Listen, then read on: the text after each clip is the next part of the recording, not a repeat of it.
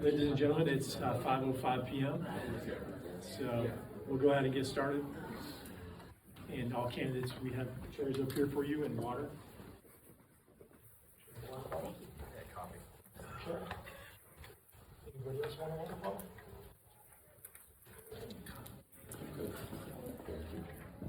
All right, so what we're going to do is we'll have a quick opening. It will be before the candidate speeches. Thank you. Before the candidate speeches, we'll have a quick opening. My name is Seth Wagaman.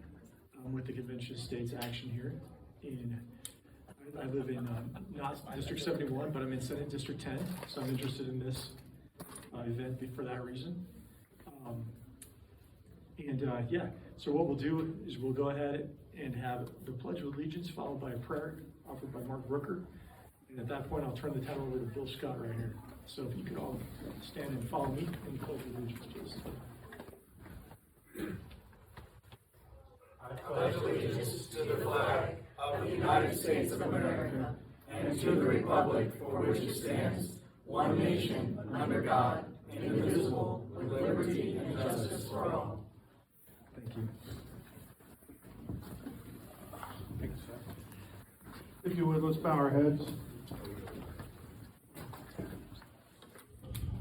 Father God, thank you so much for the opportunity to be here this evening.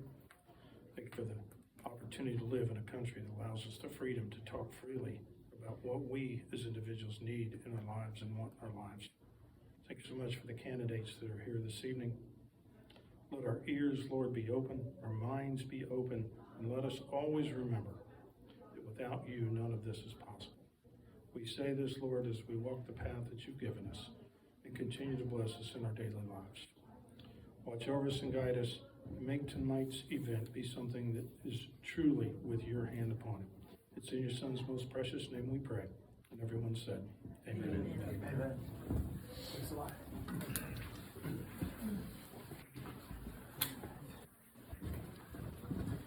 Hello, everybody. My name is Bill Scott, and I serve as the State Director for Convention of States.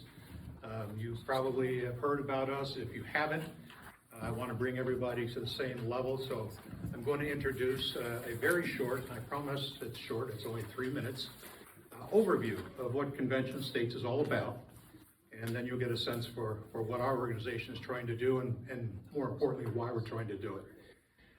So with that, I'm going to start this little video, and then a minute or two after that, and then we'll get into the candidates themselves. That's why we're here today, but we thought you should know why we're sponsoring this and why state candidates for office are so important to Convention of States.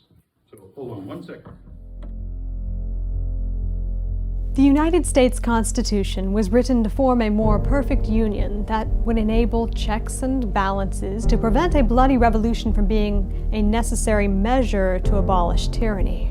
Excellent though it was, Colonel George Mason feared the national government might one day end in a tyrannical aristocracy. The rights of the people needed to be secured against potential corruption at the national level.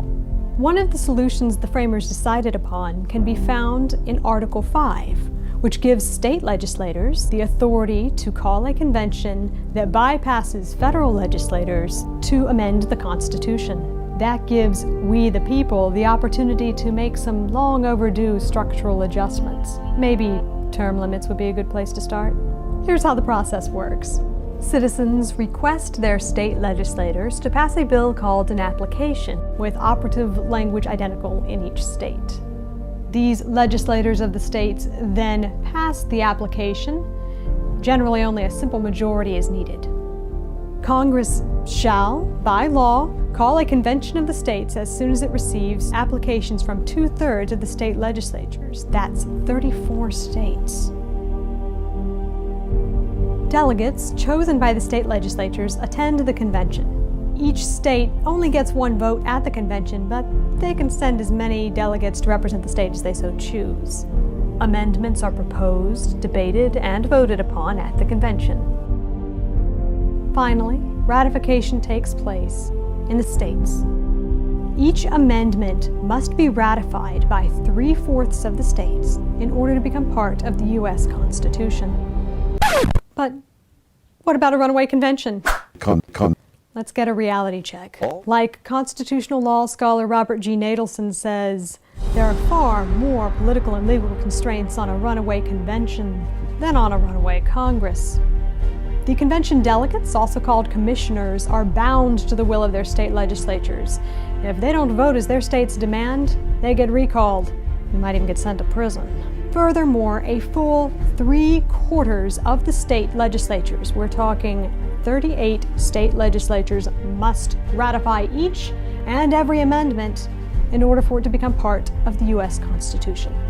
Even Alexander Hamilton and Abraham Lincoln, who favored national government, emphasized that Article 5 gives states authority over the national government. Hamilton writes that national rulers have no option upon the subject.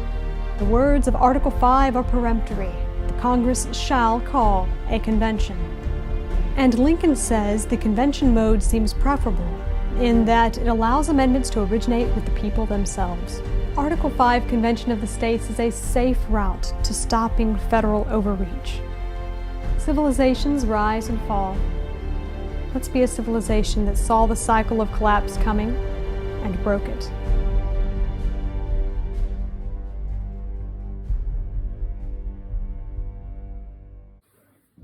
I like to ask people when I talk to people about convention states, and what do you think, or who do you think is the most powerful group or position in the United States? Who is it?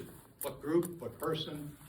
Anybody want to venture a guess? Who's the most powerful person in the country in terms of? Well, that's a good answer. You're pretty close, and you're right on.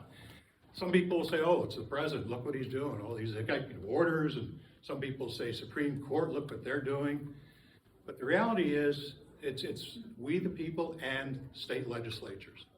State legislatures, don't forget, are the ones who created federal government. Federal government is a stepchild or a child of the state legislatures. They are the sovereigns that built this country.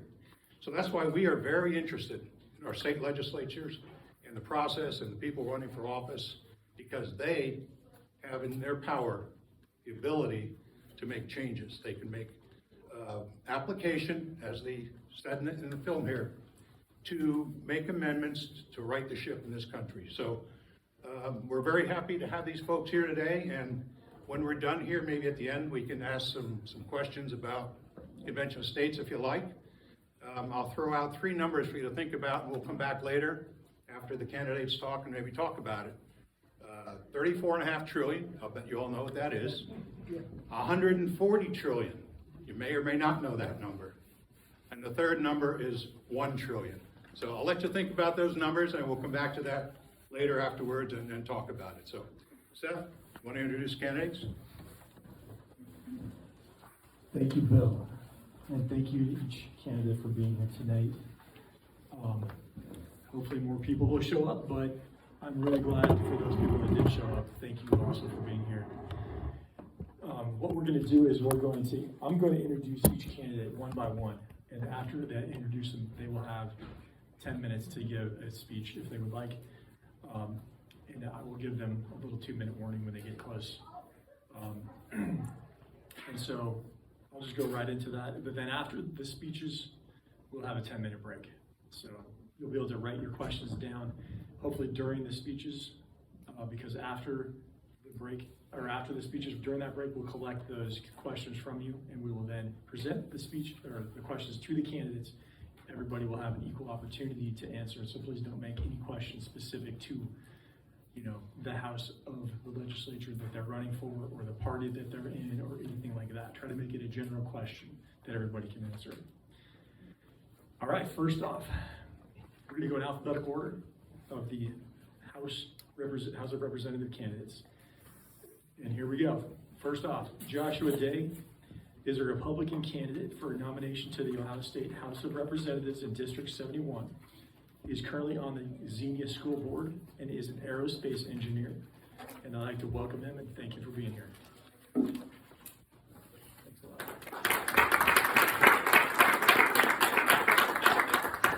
All right. Thanks, Seth. Can you guys all hear me without the mic? I think we're good. Okay. I'm not going to use the mic. Don't want to hold the mic the whole time. My last name is a blessing and a curse. It's short and easy to remember, but it always ends me up being first to give speeches.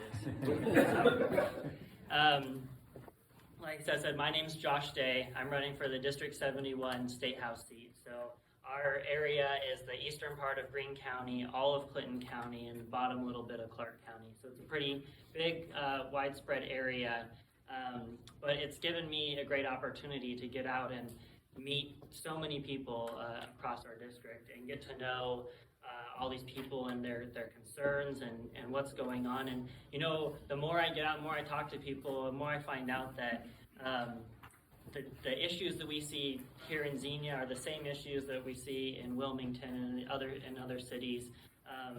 And there are, you know, some slight differences, and some areas have more farmland, and some areas are more city, more rural, more suburban, whatever, and there's little differences there. But when we get down to it, we're all feeling and suffering from the same things. We're all suffering from the government overreach, the taxes on our properties, on our incomes, and just everything that the government continues to put on us and on us. Before I get too far into that, I just want to tell you a little bit about myself. So I'm an aerospace engineer. Growing up, wanted to be an astronaut. That's was still a dream of mine. My wife told me I have to stay on Earth, though, so don't know how far I'll get with that dream. But that's what I wanted to be. My dad is a high school teacher, taught high school English, and my mom was a stay-at-home mom. She was the mom that was always in the classroom working to make sure that we were behaving, you know, and so I could never really misbehave much in school. If it wasn't for my mom when I got into high school, my dad was there teaching in the high school, so I couldn't get away with much in the high school either. But you know, they taught me hard work. Coming from a lower middle class family, they taught me the importance to work and know how to be able to be self-sufficient, to provide for your family, to provide a stable, God-centered family to rely on, to build on, and the importance of just having those things in your life. You know, my dad taught me how to work on a car, how to do plumbing, electrical work, all the things, so that as I now have a family of my own, when those things come up, I just go do them. I mean, my wife often asks, how did you know how to do that? So, well, you just kind of do it. You know, that's part of life. You just do it, and you get it done, and you figure out a way to provide. So I went to graduate. I knew, coming from that my family, I didn't have a lot of ability for that they weren't gonna be able to pay for my schooling or anything like that. So I worked really hard in school to graduate number one in my class and to get a scholarship to university. I got my bachelor's in aerospace engineering from Embry-Riddle and my master's from Auburn, and then went on to work 8 years for the Air Force as a civilian, working on a bunch of different programs from them, F-15s, F-35s. So now I work for GE, running their hypersonic flight test programs for the company. So I get to work on a lot of really awesome cutting edge technology things. So that's been really great, but through that I've gained a lot of experience, how to run a team, how to work with a team, how to balance these budgets. And also I've seen a lot of how the government misuses our funds, our tax dollars. You know, being involved anytime with the government, you see the waste and how crazy it is for the things that they do. And so I've had an inside look into that, and I know where we can fix things and how we can fix things. Now my wife and I, we've been married for 11 years. Happy that she could be here with me tonight. We have 4 kids, ages 8 down to 2, and they are a big part of my life and a big part of why I'm running now. I get to work with them all the time. I get to coach their sports, which is something that I love doing, having played soccer for my university. I get to now pass on that love of sports and teamwork and being united with a community onto my kids. So that's a blessing that I get to do. But back in 2020 and 2021, my oldest son was starting school. He was going to be in kindergarten. And I don't know if you remember much about those days, but the school was going back and forth between masks, no masks, vaccines, whatever, all this different stuff. And I said, we need a stable voice that's going to stand up for what our kids and what we need in our school system. And so I decided to run for school board and was elected, winning by almost 1,000 votes over anybody else. And I got in and I was able to serve as president for 2 years.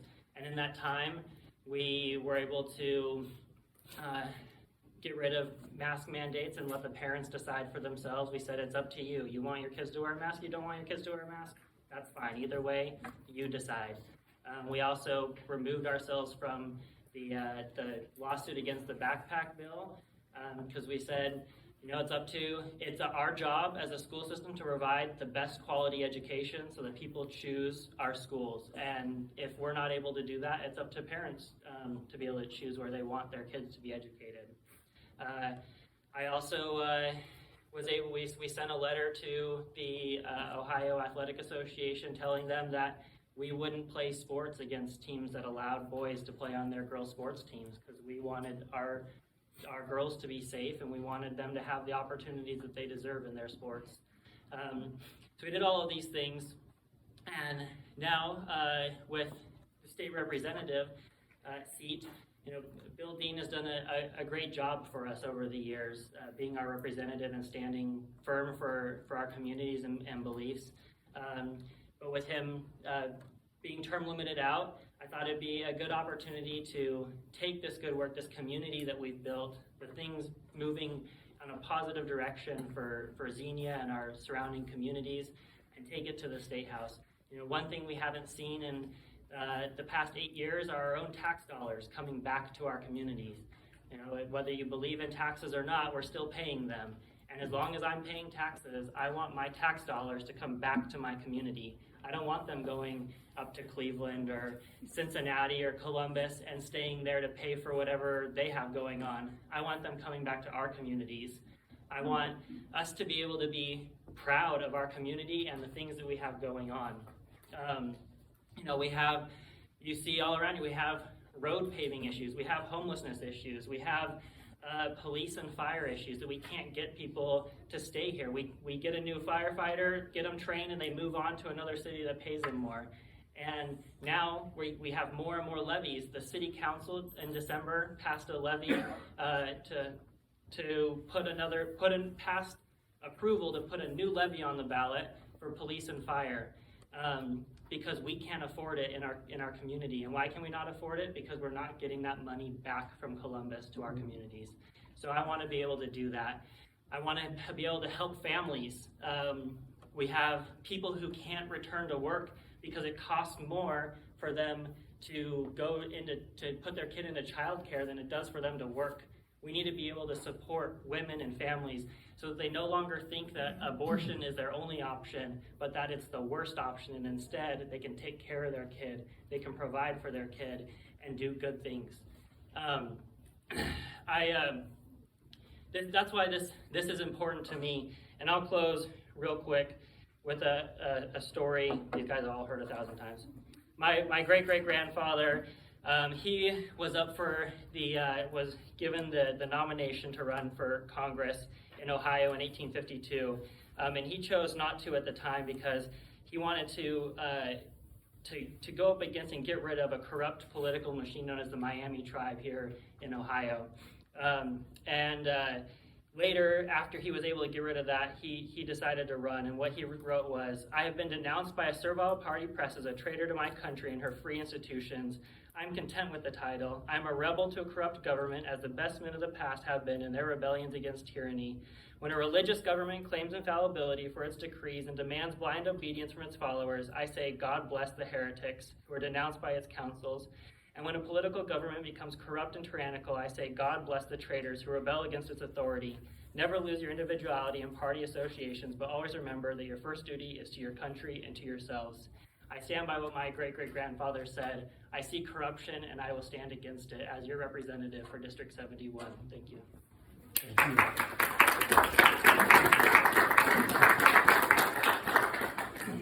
Thank you so much. I'm going to try it without the mic too. All right, next up, Levi Dean is also a Republican candidate for nomination to the Ohio State House of Representatives in District 71. And we are going to do all the House Representatives candidates first, just so you know. And he is a business owner, and he does plumbing with 3 of his siblings. So, Levi Dean, thank you. Thank you, Seth. I really appreciate Seth and Convention of States for putting this on, and for Legacy Village for allowing us to use their community center.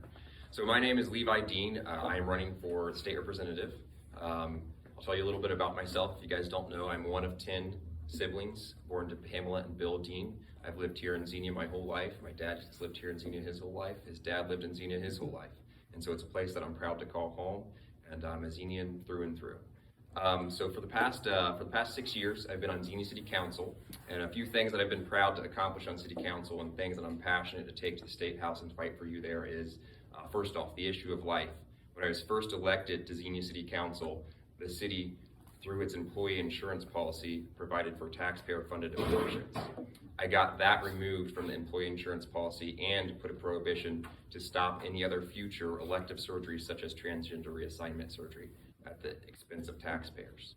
So that's one thing that I'm very passionate about, is traditional family values and the values of life, liberty, and the pursuit of happiness. I'm 100% pro-life. For many here in Ohio, they say the issue of life is not a winning issue. We saw if the last amendment in November passed that we should just be quiet if you're a Republican on the issue of life and let that issue fall by the wayside. That is not my view. I want to win this election to save babies, not use babies to win an election. And that is my position, period. The Republican Party was formed because the old Whig Party, they let the moral issue of the day, slavery, fall by the wayside. So that's the entire reason why we have a Republican Party now. And we're seeing lots of that today in the Republican Party, where they say the issue of life is not a winning issue. Let's not talk about it. Let's not campaign on it. Let's not go and make changes on it. Let's just focus on some fiscal issues, and everything else will just kind of be okay. And that's not my position at all. So 100% pro-life. I'm 100% traditional family values. Transgender ideology is evil. It's Marxist. It's destroying our kids. God created us one man and one female, period, and that's it. And that's my position. On the issue of guns, when I was first elected to Xenia City Council, it was illegal to discharge a firearm within the city limits, which makes sense, right? You don't want to discharge a firearm and hit your neighbor or something like that. But there was no exception in that for the issue of self-defense. So you legally could not defend yourself within city limits using a firearm. I got that changed. We passed it to allow for the exception of self-defense within city limits. Also on council, we allowed for bow hunting within city limits within certain special areas. Most of the entire District 71 is rural, and Xenia is rural as well. Lots of it backs up to woods, farms, streams, and fields. There's been a huge increase in the deer population and coyote population amongst the rural counties that are, quite frankly, preying on pets and different small vegetable farms and things like that, and gardens. So you can illegally hunt deer and other coyotes and nuisance animals with a bow within the city limits. But let's be honest here, the Second Amendment was not written because of the deer, and it quite frankly really wasn't even written because a criminal might try to invade your home.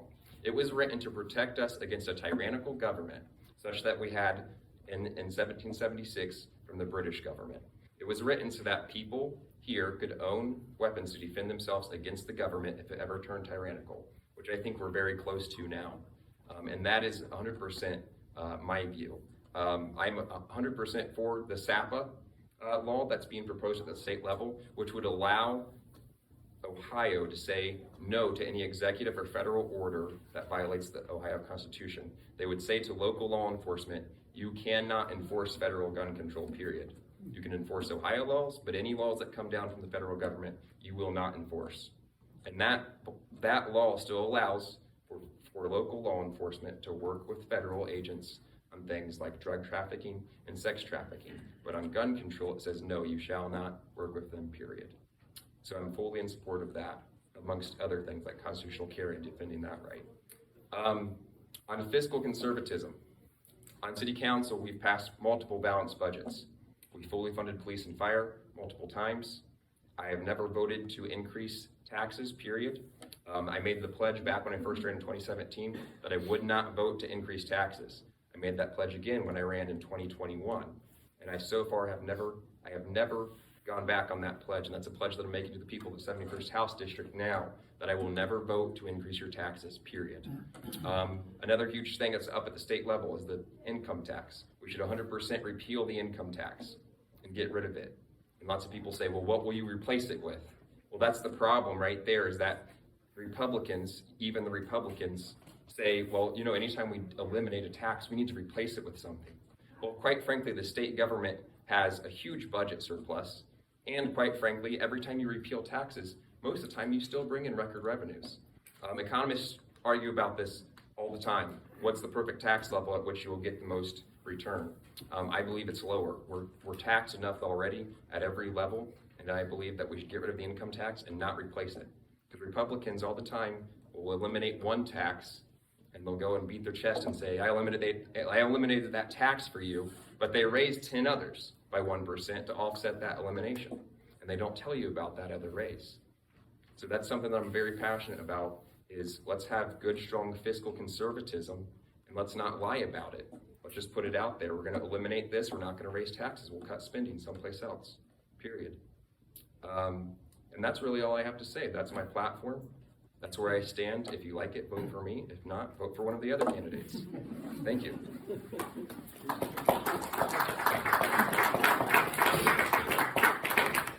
Thank you very much. Next up is Bob Fudge, who is also a Republican candidate for nomination to the Ohio State House of Representatives in District 71. He and his wife are both big baseball fans. Let me know if I get anything wrong here. She and her family are generational Cubs fans, and Bob and his wife were in Cleveland for Game 7 of the 2016 World Series when the Cubs won their first in over 100 years. He also plays in 2 quote-unquote senior baseball leagues each summer in Cincinnati, and he recently played with 15 former Reds at Rickwood Field in Birmingham, which is the oldest ballpark in America. Thanks, Bob. Yes, sir. Good. I wanted to throw something, like Seth said, something not political, right?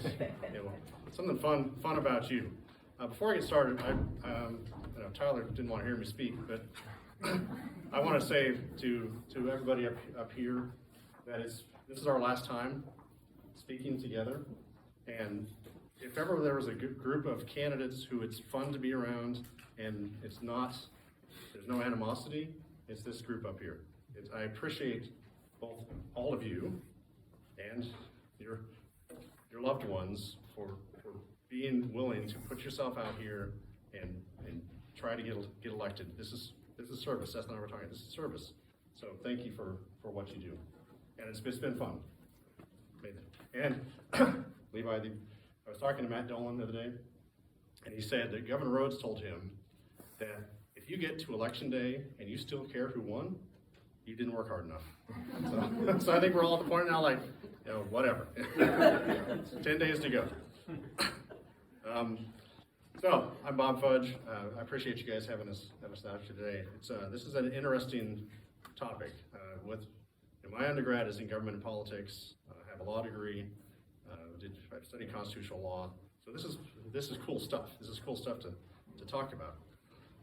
And my view is, like the rest of us will hear, is limited government. I believe that the legitimate role of government is the protection of liberty and freedom. That's it. That's why we give up our individual freedom, so we have a little bit of protection. As most of you know, since you're involved with this, the Constitution was a compromise agreement by the states to protect the states' independence, and it defines the power of the federal government explicitly. And there was there was debate even whether or not we needed a Bill of Rights, because the Federalists said, if we didn't say you could do it, federal government, Well, you don't have the power to do it. Why do we need to put a list of things that you can't do? So I think when we talk about all these amendments, especially the Bill of Rights, we talk about all of them, but we don't really ever talk about the 9th and the 10th Amendment. And if you recall, the 9th Amendment protects people's rights, and the 10th protects states' rights. And we seem to have dropped the ball somewhere along the way, because I don't think anybody in this room would agree that we're living by that rule of law. So, and the reason we're here is that the federal government hasn't invaded, if you will, every aspect of our lives. So I think it's important that groups like this at least bring the topic up, and eventually, I think there are ways that we're going to get the power back to the people, and hopefully it's peacefully, because you hear a lot of talk now of the coming Civil War, because those of us, especially in the heartland, are sick of New York and California trying to direct our way of life. But we can do it. We can do it constitutionally by doing something like a convention of the states. So my personal view is that the tenets that I stand by are personal liberty. So when I look at legislation, I wanted to understand, does it increase or decrease personal freedom? And if it decreases it, there better be a darn good reason. One of the things we talk about, the recent override of the veto by Governor DeWine, we did, and if you take a step back, we told some parents that they could not have the control over what their child did with sex change or whatever it was. And so it was taking away parental rights, but we don't allow our parents to let kids do other crazy things either. So it was a good choice. It was a good override. But we always need to take that academic exercise and make sure that when we are taking away some type of a parental choice or a personal right, that there is a reason, there's a defensible reason for that. And it does what we're deciding on comport to the original intent of the Constitution? In other words, does it push control down to the lowest level possible? Now, I like to draw a little concentric circle of, we're all born just like, we're all born free, right? And in order to maintain our safety, we give up a little bit of our freedom to assert that security. I mean, I was the mayor of Cedarville for 8 years. I was on council for 4. Most of the things that we care about in our daily lives is the street clean? Is the trash being picked up? Do I have water? Those are the things that really matter to us day to day. But we give up a little bit of that. Like zoning regulations, we agree that we're going to create rules that my neighbor can't have tons of trash in his yard. But we need to push that control down as far as possible. We've pushed it way too far to the federal government. The federal government is in every bit of our regulations, our taxes, way out of control. And another thing I want to be able to do when I'm a state representative, can I talk to my family and my neighbors, and they say, "What the heck are you doing, voting on X?" Right? I have to be able to say to my wife, "Well, here's the reason," because she will call me out, guaranteed. So I've got to be able to talk to her and say, here's why that may not look like too much sense on the front, but here's the reason. So my quick background, I'm sure we're going to run out of time. My quick background, I grew up mostly in Oregon, eastern side of Oregon, not the crazy side of Oregon. So eastern side of Oregon, where we're trying to break away to go to Greater Idaho. My dad was a log truck driver, 8th grade education, worked hard every day of his life. The only thing he told me I couldn't do was ever become a truck driver. So didn't become a truck driver. Didn't have any, like Josh was saying, didn't really have, nobody in my family had ever gone to college. So that wasn't like even a consideration in my family. So I joined the Air Force at 18. I was going to do 4 years, and then 4 years turned into 25 years. During that time, I went to night school again, thanks to my wife, because I was working, loading bombs on all kinds of different fighters, going to school at night.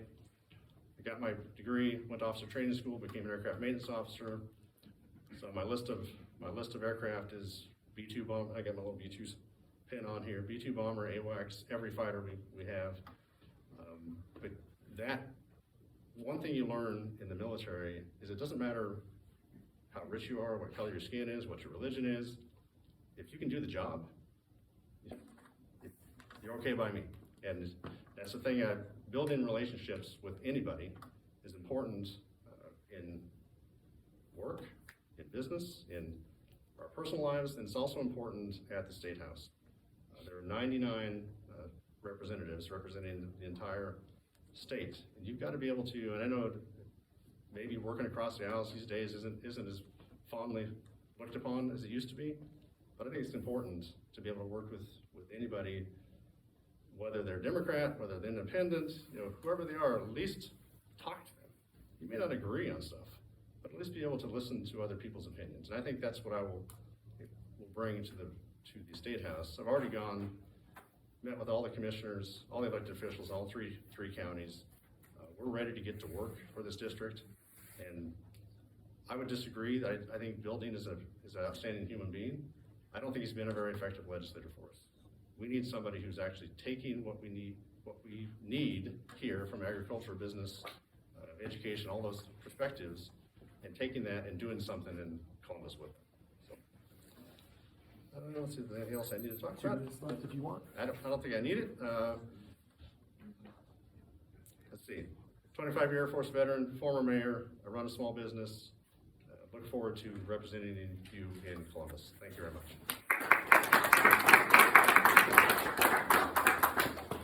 Thank you. And the final of the House of Representative candidates for District 71 is Tyler Scott. And we did invite the Democrat sole nominee from the party. They turned us down, unfortunately, but they would have been welcome here. But yeah, final one for that race is Tyler Scott. Welcome.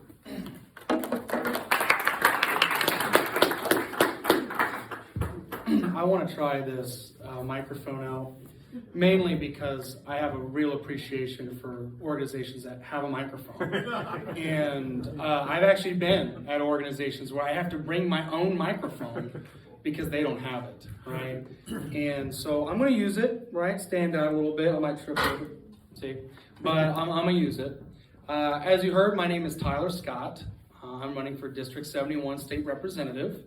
I'm a little bit different than everybody else here. I've never ran for office before. I'm very passionate about my community, but I never thought that my best ability in community was to run for office until most recently, right? I started my life off in Washington, D.C. I was born in Andrews Air Force Base. My father is an airman, a retired airman who retired out of Wright Pat. My older brother's an airman, and I was in the Army, but I'll get to that. Right, he's like, yep, a little bit different. So, when I was 6 years old, we moved out to just north of Fort William, and I graduated from Greenview, Jamestown, in the Greene County area. Go Rams. Any Ram people out here? No, go Indians, right? Cedarville, go Indians. They never win in any sports, but go Indians. When I went into the Army after high school, because my father was like, Todd, go to the Air Force, it's safer. My older brother is an Air Force officer. And then I looked at the classes that my brother had to do to be an officer, and I was like, Army's probably my route, right? I got a degree in history, love history. Nobody understands the Constitution more than I do. No one understands the Founding Fathers more than I do. I pride myself on being an American, right? And living all over the place and doing the things I needed to do. Right out of high school, I joined the Army because, I love the camaraderie.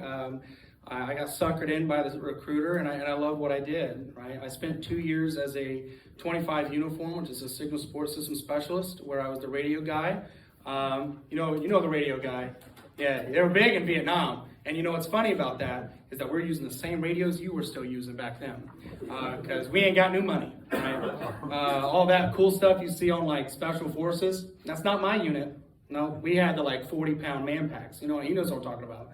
That's why he's on disability. His back's broken. And 2 years in, I transferred over into transportation. I started driving trucks for 4 years. I became a truck driver in the Army. But I also joined the officer program where I ranked top 33% in the nation and top 20% in my class. I work very hard. I'm very focused and very dedicated in everything that I do. Don't worry, they're doing a very in-depth puzzle back there, and it gets rowdy. So that's what they're doing. After I left the Army, I have a little boy. I have a child with my ex-wife. I have been married and divorced. I've been married and divorced twice. I've lived a real life. I didn't have the most perfect life. I've tried, and I give everything I have at everything I do. And people say, yeah, you've been divorced. I have no shame in that. If someone wants to get married to me and I feel that love with them, I'm going to give it my all. And if it don't work out, it don't work out. And just like I joined the Army, I give everything my all. And in business, I gave everything my all. So when I left the military to be a father, I started my own company called the Miami Valley Cornhole Association. The reason I started my own company is because I couldn't get a job with a history degree. It was hard, and I applied at a lot of places. But no, I started a cornhole company, which was a little slow at first, and it picked up, and it did really well. I brought the Army values. I brought professionalism to the sport of cornhole, and I perfected what we needed to do in the community level. I got recruited to become the National Tournament Director for the American Cornhole Association, where I honed my skills on business, being the number 2 in the company of a $25 to $30 million revenue company a year. We sold cornhole products all over the world. How cool is that? What a dream job. I got to work from home, and I got to do cornhole for a living, right? And, which actually led to my second divorce. My second wife left me, and I said, baby, why are you leaving? And she said, I ain't going to be with no cornhole guy the rest of my life. And I was like, baby, no. But it is what it is. She was a tennis player, and I'm a cornhole player, and they just don't mix, right? It's like asking a Christian and a Muslim to date. It just ain't going to happen. I move forward. I digress. So I got recruited, right? I became the CEO of Major League Cornhole, right? I founded Major League Cornhole. I believed in more enterprise. I believed in more for the sport of cornhole. It could be revolutionized. It could be done better. And I'm a guy who does things better. So I did. I took $80,000 in funding from a partner named Leon Subcheck out in South Jersey. Within 6 months, we raised $600,000 in contracts, contractually through selling teams. I sold cornhole teams for $100,000 a piece. Think about that. Now, ladies in this room, would you allow your man to buy a cornhole team for $100,000? You're laughing. But I sat in a lot of living rooms for 6 months saying, yeah, it's a great idea. And all these husbands were like, yeah, I'm going to buy a cornhole team. And then the wife would come in and say, he's not buying a cornhole team. And then they bought a cornhole team, and which fueled this new league. And it was amazing, right? Because it made sense. It just made sense, right? Innovative solutions, problem solving. That's what I do. A month and a half later, an investment group out of Philadelphia offered to buy the company for $3.6 million. And so I was like, that's it? No, I'm just kidding. And so I sold. I'm a sellout. And me and my partner sold. So I was one of 4 partners. And since then, I've been on the run. I'm just kidding. No, I'm trying to build a pickleball facility in Dayton. And that's my most recent project. Why am I in this race, right? There is an open seat, and I am a man for service. I volunteered a lot of stuff. I volunteered at soup kitchens for a long time. Museums, particularly. I love museums. They're a great time. But that's just my bias. I've done a lot of trash pickup, and I was an honored guest of the 2022 Special Olympics, where I spent 3 weeks working with the special needs in the Orlando Games. So it was a really great time. My passion is my community. So that's why I'm here, right? So, I guess what I want to do, what I want to accomplish. Well, there's a few problems. In order to understand what you want to accomplish, you got to understand what the first problem is. And all of my predecessors up here talked about a lot of issues. All right, number 1, we got term limit issues, don't we?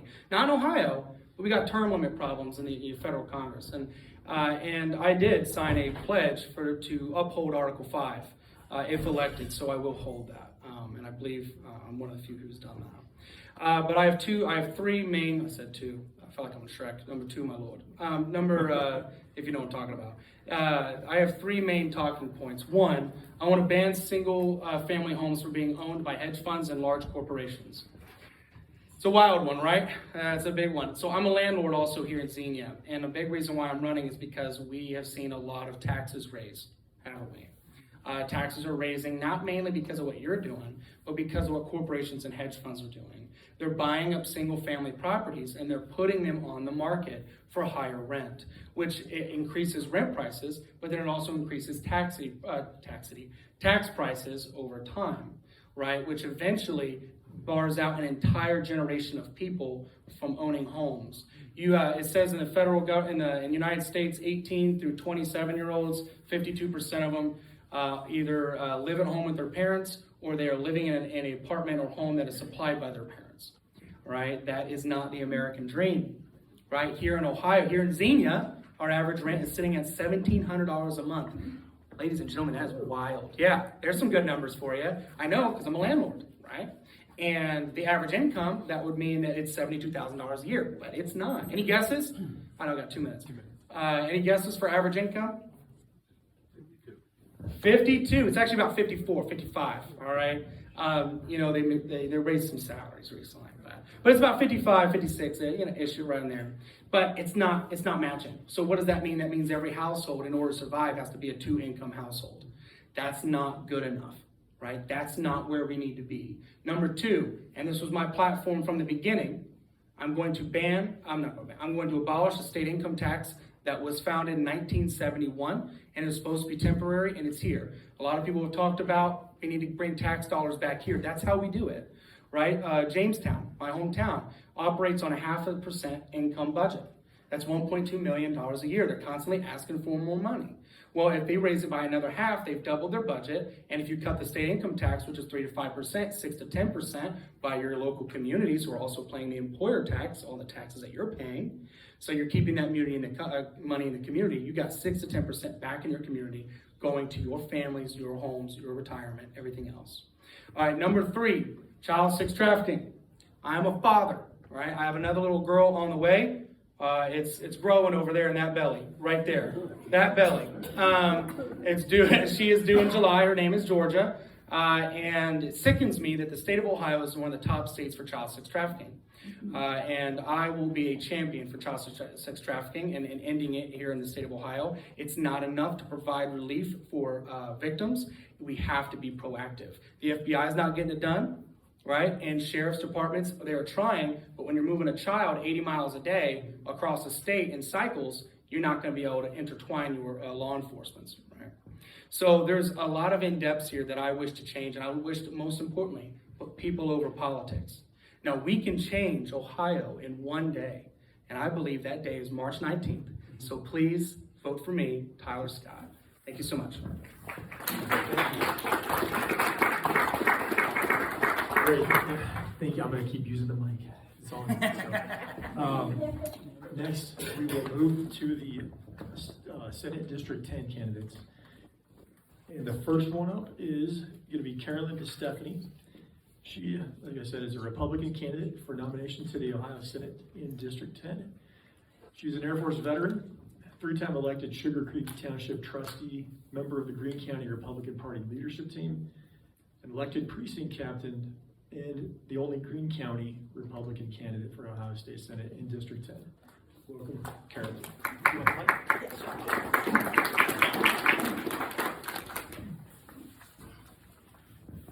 Thank you so much. So good evening, everyone. I am, as you said, I'm Carolyn DeStefani for State Senate District 10, and that represents Clark, Clinton, and Greene counties. And it's for Bob Hackett's open seat. He is term limited, so he is no longer seeking that position, so it is an open seat. A little bit about me. I am a wife of 33 years, and my husband will probably be coming in any second now. He had something at our church this evening, so he's coming soon. We have 2 children and 2 grandchildren. I genuinely like people, and I like working with people. And I come from grassroots government, and I contend that my grassroots experience combined with my military service and my 30-year familiarity with Wright-Patterson Air Force Base make me the best candidate for the state Senate seat. I am a State House outsider who truly wants to work for you, the people of District 10. I have an engineering degree from The Ohio State University. I grew up in the Columbus area, joined the Air Force to see the world, and ended up an hour away at Wright-Patterson Air Force Base in Dayton, Ohio. So I didn't get super far my first assignment there. But one of my claims to fame, I have an engineering degree, as I mentioned, but I did a lot of re-engineering studies, which was to make things more efficient and effective, which, what a concept, if I could bring that to the government here too. But I did international studies all over the world in the medical field and the postal field. So some of it is that you can use a regular postage stamp in the United States and mail a letter to someone that is stationed overseas. So I'm trying to figure out all of the logistics of making that happen. Another claim to fame in the military, I wanted to be a pilot, but my sitting height, I'm half an inch too short.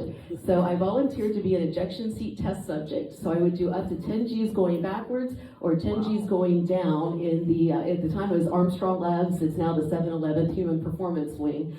But what they did is they took my data to develop aircraft that would accommodate someone my size versus someone the size of all the gentlemen up here, so that they could accommodate both male and female pilots. So I continue to embrace the Air Force core values of integrity first, service before self, and excellence in all we do. And I did serve during the Gulf War as well. I am a third-term elected township trustee, and I have secured the endorsements of former Governor Bob Taft, Representatives Bill Dean and Brian Lampton, and 59 other elected officials and community leaders in the area. As a mother and grandmother, I understand that there are lasting consequences to the laws that we enact at the state level. What we do today will impact generations tomorrow. I am a pro-life, pro-family, and pro-Second Amendment candidate. My husband and I both have our concealed carry licenses for over 10 years and are definitely pro-guns all the way. The internet has changed our society, and I see many things that have changed recently. Our communication skills in our young people are not as good as they used to be. Our work ethic is suffering. I see that the internet is helping to divide citizens. We're focusing more on our differences instead of standing united as a country. I see our moral code is degrading as a civilization. Our children are confused and depressed. I think our legislators need to work on building both better laws, but also focusing on ways to build better people. That starts in our homes and that starts in our schools. Some of my Senate priorities would include economic development, finding and building a qualified workforce, and addressing some of the housing issues with the new businesses such as the Intel chip manufacturing plant, the Honda battery plant coming in. Focusing on core curriculum education and particularly STEM courses, and promoting career center schooling, which would include skilled trades craftspeople. And there's my husband now, as I said he was coming, so there's my husband. Another legislative priority would be immigration. There has been a large influx of immigrants to the region, and some of those would be focusing on immigrant employment, housing, and needed driver's license education for them. I know one of our candidates up here spoke a little bit about the elimination of state income tax that's being proposed. We in Sugar Creek Township are actually having an open house this coming Wednesday, March 13th at 6 p.m. and Representative Brian Lampton will be coming to our Sugar Creek Township meeting room, which is at 2090 Ferry Road, Sugar Creek Township. And that is to talk about the proposed legislation and how they are talking about removing state income tax. So everyone is invited. That is open to the public, and if you want to talk to me, I can give you the address again and fill you in if you'd like to attend that. As a township leader, I have focused on, I've had initiatives at the federal, state, county, and township levels. At the federal level, I've worked with Congressman Turner, and we secured, as a team, $3 million to work on the Wilmington Pike I-675 corridor improvement project. At the state and county level, I have secured grants and funding to build a $250,000 veteran memorial park, and that is going to be built with no new taxes for our community. At the township level, I have supported police and fire departments in a fiscally responsible fashion. And one initiative I've not talked at any of these events about, we did have a proposed, it was a birth control company that wanted to come in, that were like a pill dispensary, that they were worried in Sugar Creek Township would want to be turned into a abortion clinic. And I was able to work with Marjorie Christie, who is the Dayton Right to Life person there, and we were able to work with that company, and we actually wrote into the contract that there was no way they could turn this into an abortion clinic and bring that to our community. And so I would consider that a big win for our community. As a military veteran and government contractor, I have current base access and the needed security clearances. I actively attend DoD affiliated conferences, and I do have current and established contacts at Wright-Patterson Air Force Base, and most everyone would know that is the largest single-site employer in the state of Ohio. And just last year, I was inducted into the Ohio Veterans Hall of Fame. In summary, I come from local government. I am used to dealing with everyday issues that impact the average citizen. I have demonstrated a lifelong commitment to leadership, experience, and value-based decision-making. And it would be my greatest honor to serve you, the people of District 10, as your next state senator for District 10. My name is Carolyn DeStefani, and I ask for your vote on March 19th. Thank you. Thank you, Jared. The last one by alphabetical order. Again, we did invite the Democratic nominee, but they were not interested. So it is Kyle Kaler, and he's also, as I said, a Republican candidate for nomination to the Ohio Senate in District 10. He's the vice president of the KK Tool Company and former member of the Ohio House of Representatives for the Springfield and Clark County area. After being term limited in 2022, Kyle is now seeking to serve in the 10th Senate District, covering Clark, Greene, and Montgomery counties. Welcome, Kyle. Do you want the microphone? Okay.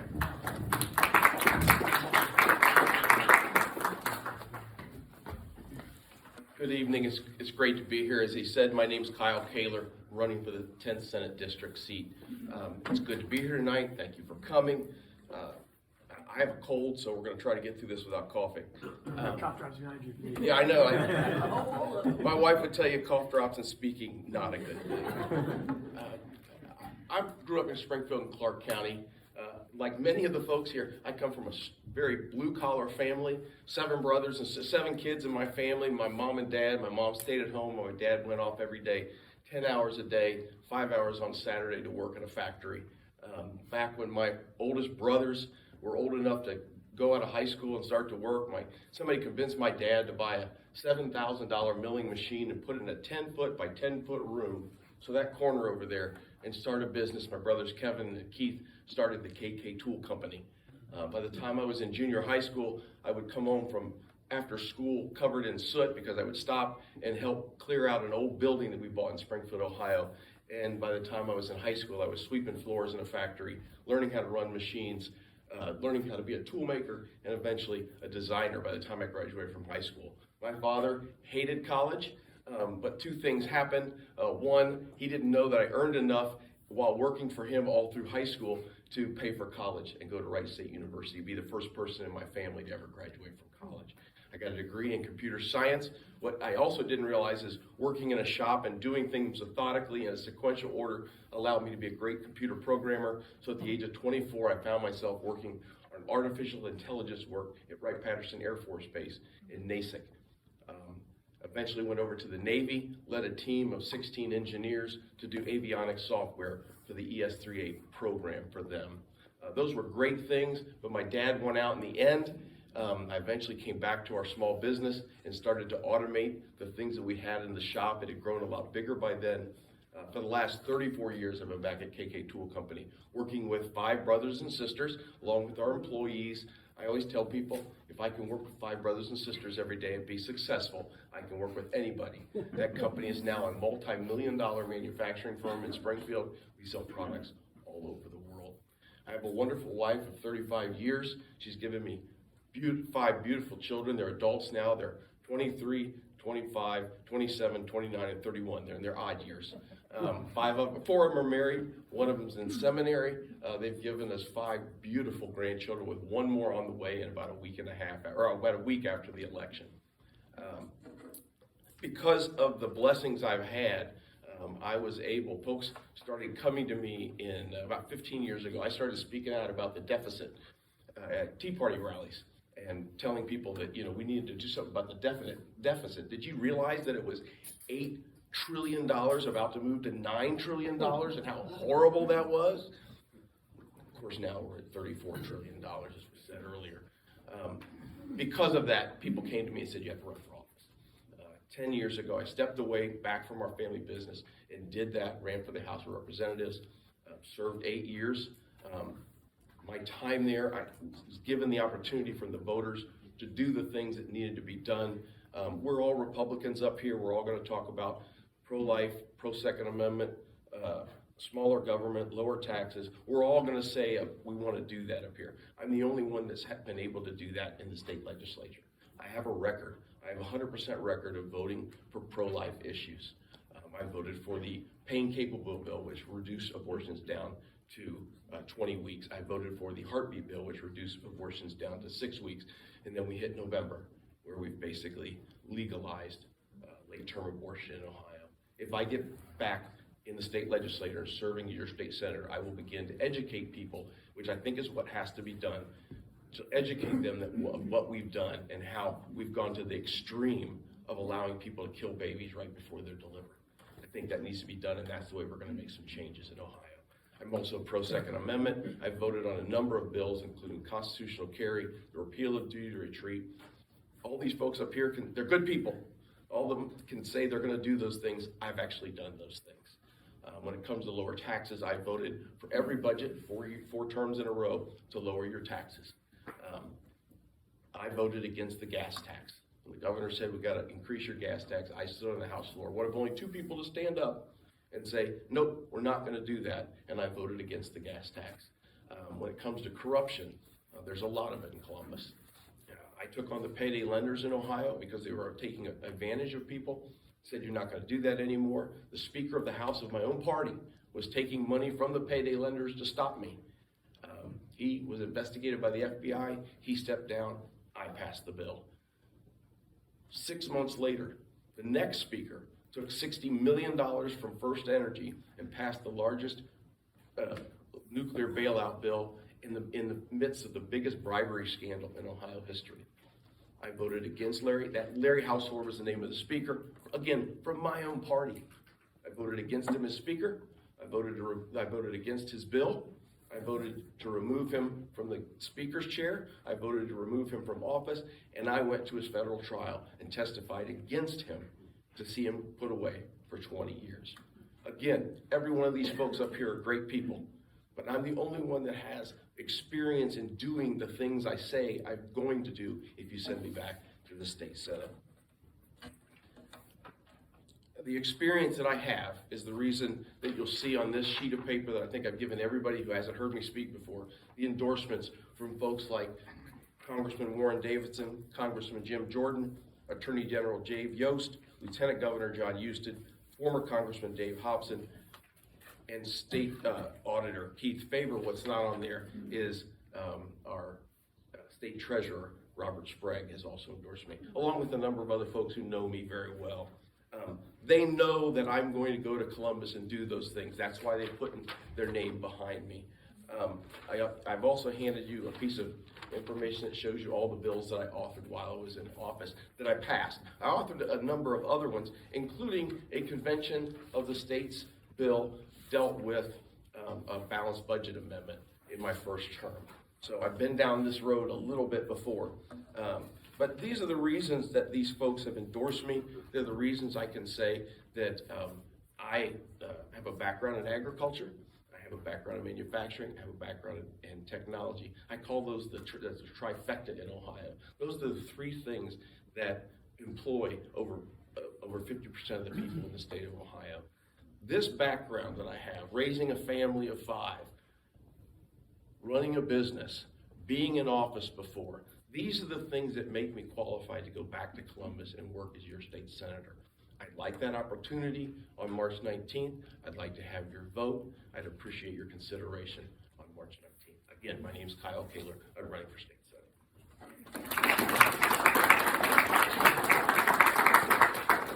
Thank you very much. Now we'll have a quick 10-minute break. Please submit your questions on the note cards. And actually, Tyler is going to be running the next half of this meeting. So you can pass them to the end of the row and he'll pick them up. And thank you very much. So I think the format here, I'll ask a question.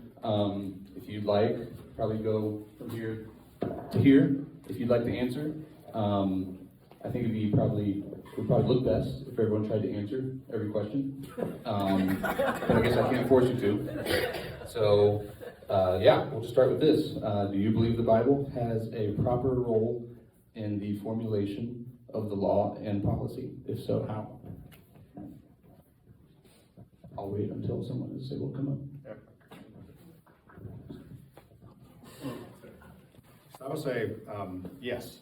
So our country, while founded on the freedom of religion, is really founded on Judeo-Christian values. So you can read, even if you are not a Christian, the biblical foundation of our country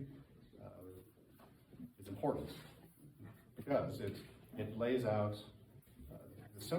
the concept of doing the right thing, doing good, and being humble in your service to the country. So my answer is yes. What he just said. I'm just kidding. No, yeah, absolutely, right. The Bible is something that helped with the creation of the United States. The United States is a multicultural country, but no doubt in anybody's mind, it was written by very devout men. And with Judeo-Christian values. So I'm going to say right along the lines, everybody else here, I stand for religious freedom. I stand for your freedoms, and religion and the Bible is right there along with that. So I guess that's where I'm at. Hot potato.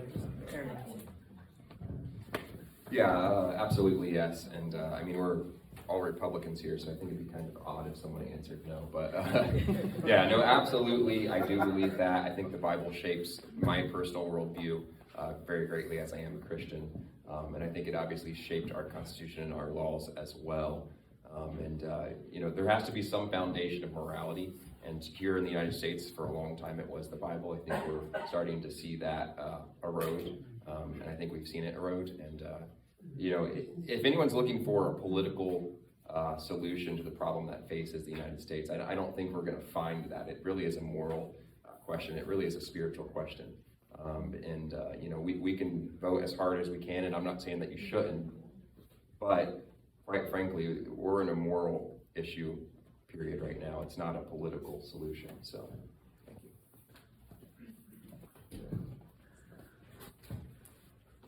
Well, I'll also be a yes. 2 years ago, I went through a Bible in a Year program, so I went through the whole Bible in 1 year, which was really just sort of, I don't know, foundational as far as just having it all that tightly compacted where you can see the just all of the stories and the relational and the moral values that it establishes. And I would agree with Levi, like our money says, in God we trust. So obviously these are the foundations of our country. And when you look at any governmental system like the Roman Empire way back, when you start to lose that moral compass in the society, that's when the society fails. And I think that's where we are right now. So we're starting to see things falling apart, and we need to bring that back. I gotta go before Kyle spits on the mic. I agree. Yes, yes, it does, and I'll just share one of my favorite verses that is the basis of my beliefs. That now, my sons, remember that it is upon the rock of our Redeemer, who is Christ, the Son of God, that you must build your foundation. That when the devil shall send forth his mighty winds, yea, his shafts in the whirlwind, yea, when all his hail and his mighty storm shall beat upon you, it shall have no power over you to drag you down to the gulf of misery and endless woe. Because of the rock upon which you are built, which is a sure foundation, a foundation whereon if men build, they cannot fail. The Bible is the foundation of our country, and God is the foundation of our country. As long as we have that, we won't fail. I think if you go back to our founding and when the Mayflower Compact was signed, even before the Pilgrims came onto our shore, they signed a compact saying, this is how we're going to leave. And it was based on Judeo-Christian principles. Sorry, didn't want me to say it. I think the thing we do have to remember is this. I think somebody once said, our country is great because the people are good. And our country ceases to be great when our people no longer are good. Our founding fathers made a document in the Constitution that was very basic, relying on the fact that we would continue in our Judeo-Christian beliefs. And we are so far from that now. I think it was G.K. Chesterton who once said, if you get rid of the 10 Commandments, you get 10,000 more. And that's what we find ourselves doing today, is creating more and more and more laws because nobody wants to follow the original 10. So yes, everything goes back to the Bible, and that's the reason our country is great. We need to get back to it to keep our country great.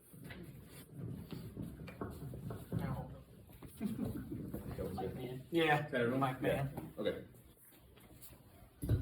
I don't think it'll be an issue, but I'll also mention try to keep it to 1.5 minutes. So everyone was way under that. So how much PAC, how much Political Action Committee money has been spent on you? I'll take that. Not a dollar, not a single dollar has been spent on me, for me, on behalf of anyone else, for me, because I don't have those relationships. I don't want their money. I have funded this campaign primarily on myself and small donors from individuals like you. I believe in grassroots campaign. I believe that we need to keep PACs out of our laws. And what happens when you take PAC money? PACs turn around and then they say, hey, I got a bill that I want you to push through. And we find ourselves becoming less legislators and more bill peddlers. So I think it's very important to not take a lot of PAC money unless there is no ties that come with it. So I've taken nothing. So We can pass it this way. yep. Same as Tyler, don't have any PAC money. I've fundraised through friends and family and small businesses and working with people and building relationships with people. I think that's important. I think that's an issue that we have here in Ohio, is that our lobbyists and PACs basically run our state house. And so that's why Larry Householder got in trouble. So, I want to keep the kind of stuff out of our politics as much as possible. Because of my stance against Larry Householder, there's a group called Americans for Prosperity Ohio who has been supporting me because it is a super PAC.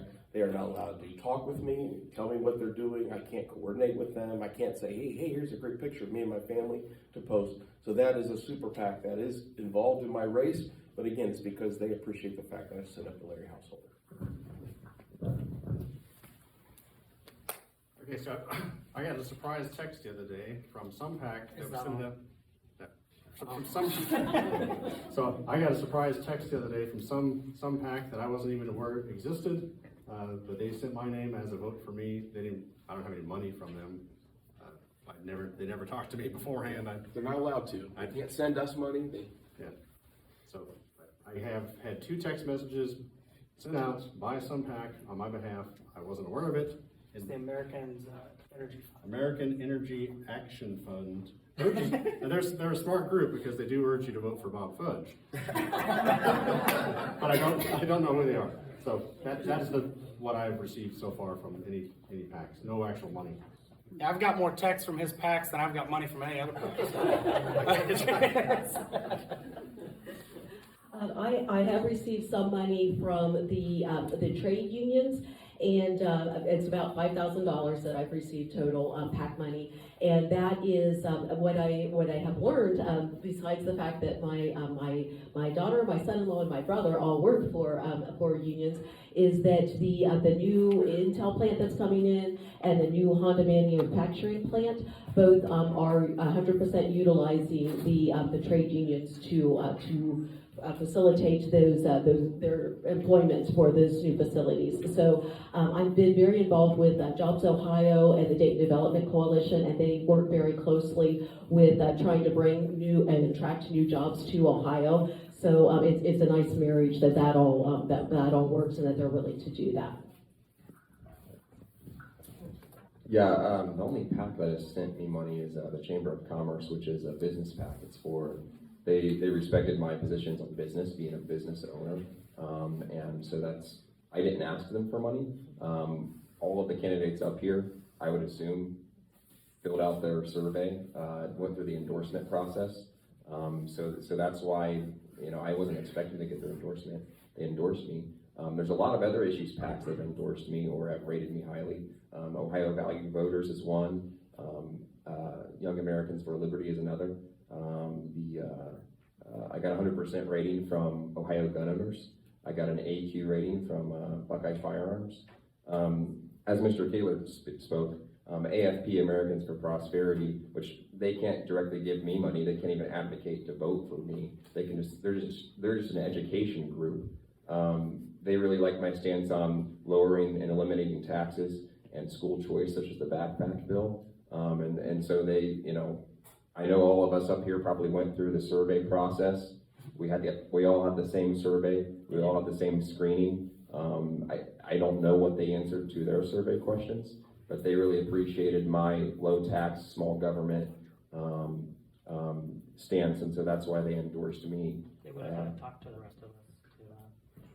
Well, Josh, we know that's a lie because I've talked to the director and he said that he met with you multiple times. So Not a debate, not a debate. Not a debate. John, these guys that never got talked to. Next question. Yeah, I was just holding it. Yeah, I was just gonna hold it. If you could propose repeal of any existing federal amendment or propose any new amendment, what would your first choice be?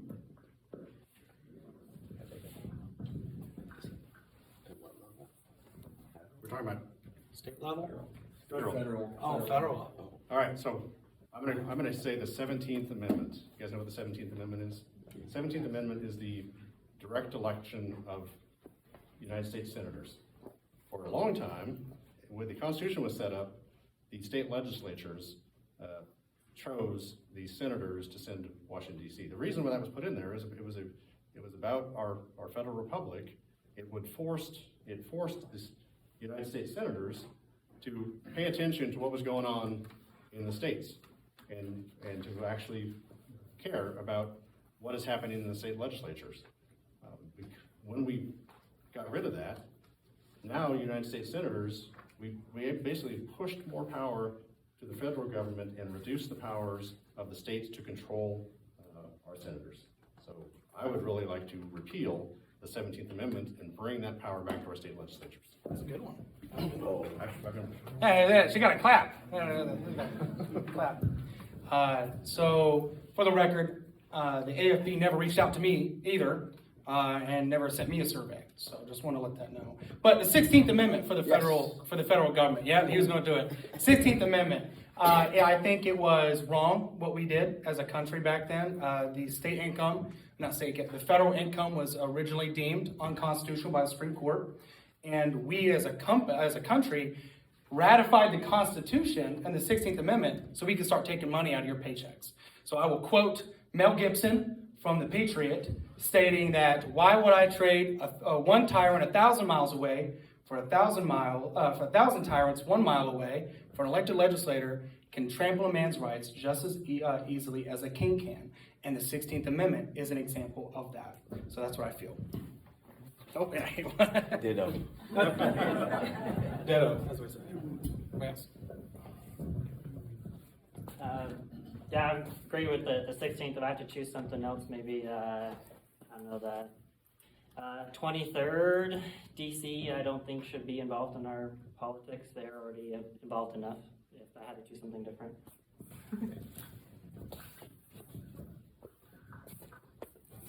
I guess I was going for the 16th Amendment as well, so I don't have anything to add. Yeah, definitely the 16th Amendment, yeah. What do you see as the top 3 issues the country is facing now that our federal legislators should be addressing? Well, let's start from the back this time. Yeah. Let's start over there. Let's start with Levi and Carol. This is on the federal level, correct? Yes. Correct. Okay. The top 3 issues on the federal level. Right now we're legislating by executive order. That's number 1. Or if it's not by executive order, we'll set up, let's say, the Department of Education or some other department, and then that department will basically legislate from within their supposed guidelines, but really they just make up rules as they go along, whether it's the Department of Education, the ATF, the IRS. So it's the bureaucracy. I would say that that's a huge issue. We could change the president, we could change Congress, but if these bureaucracies, which are very entrenched, are still there, they're quite frankly the ones running the government. Term limits have been mentioned, but the average time a congressman spends in Congress as far as elected is 4 years. That's not in senators, but in Congress. So are term limits good or are they bad? Well, quite frankly, most of the congressmen don't spend that much time there anyways. It's the bureaucracies that run the government. And it really doesn't matter if you change your elected officials if you don't get rid of the bureaucracy. So I would go with drugs. The fentanyl issue is certainly huge, and it's affecting the mental health of our young people, of our adults, and affecting people being parents. The immigration and the border is certainly something big that I would address. It's kind of proven. I've actually been through a briefing years ago where they were talking about China trying to fund the cartels to bring drugs into the United States on purpose to debilitate our country, and I think that's exactly what we're seeing now. Is that they are physically attacking us. And besides the fact that we know that we have criminals that are just basically walking into our country. And then the last would be economic with the inflation and some of those issues where just going to the grocery store costs us a whole lot more money than it used to. My number 1 issue would be national defense. Right now, and I'll say ... China, because everything that China is doing, both in our economy, our military, is they have a plan for taking over the world, and you don't get it. They have a 5-year plan, and we are at real risk of becoming not the most powerful country in the world. We should be. We have we are Americans. We have the industrial base. We have the fight for freedom in us, but we are at real danger of becoming second to China and now Russia as well. So national defense is my number 1 concern. Part of that, related to that, is the control of our borders, not just for the fact, and I think everybody in the room, all Republicans will agree that we have no problem with legal immigration. Legal immigration is what, it spurns innovation. It does all great things for our country. Right now, we are allowing, the open borders are allowing terrorist cells, Chinese nationals, things that actually present both economic, drug, and defense threats to us. So national defense, immigration, and I agree with Levi on the Congress has abdicated their responsibility to the executive branch by letting the federal agencies actually legislate. So we need to bring that power back in. I'll be really quick because I can go all day on the economic stances. Number 1 is you have to think about security first. So our open border problem is a problem. Illegal immigration is a problem. It's the number 1 problem, and I support sending Ohio troops down to the border to help secure that problem. Number 2 is our inflation and our economy. In order to be a strong America, we have to have a strong economic base. Number 3 is corruption. Right? When you look in historically, as long as money plays a factor, if someone gets elected or not, the system will always be I can't see your face. Will always be inherently corrupt. So I think that finding candidates who are the most funded does not always mean that they're the best for the people. So I think that when you have Senate races that cost $30, $40 million, when you have U.S. rep races where they cost $1 to $2 million, where normal individuals who care about their community could never achieve without having some sort of connection or corruption in their life. So that's what I think is a big problem for the United States. I echo what a lot has already been said, but illegal immigration, I think, is number one issue in our country. And everything that brings with it, the drug issue, and when we have city-size amounts of people crossing our border and moving in to our country, you have people that don't have the same foundational beliefs that we have that are coming in and demanding that we change our beliefs to represent their beliefs, and that's a problem. The reason America's strong is because of the beliefs that we built America on, and we shouldn't have to change our beliefs to honor what people coming into our country illegally want. So that's number one issue. Economics, we have to be able to take care of our economy. We have to stop the inflation and things. And then third is, again, like they're saying with the bureaucracy, I mean, we have, our government the branches are not doing what the branches were meant to do. Our judicial branch is legislating, and our legislative branch is doing nothing, and our executive branch is legislating too. So we can't have all the branches not doing the work that they were told to do. The interesting thing is that none of us can affect what happens at the federal level unless we do a convention of the states, and then we can actually do that. So I am never going to run for federal office, so half of these things I can't change. So I thought I've always wanted to share my border policy solution.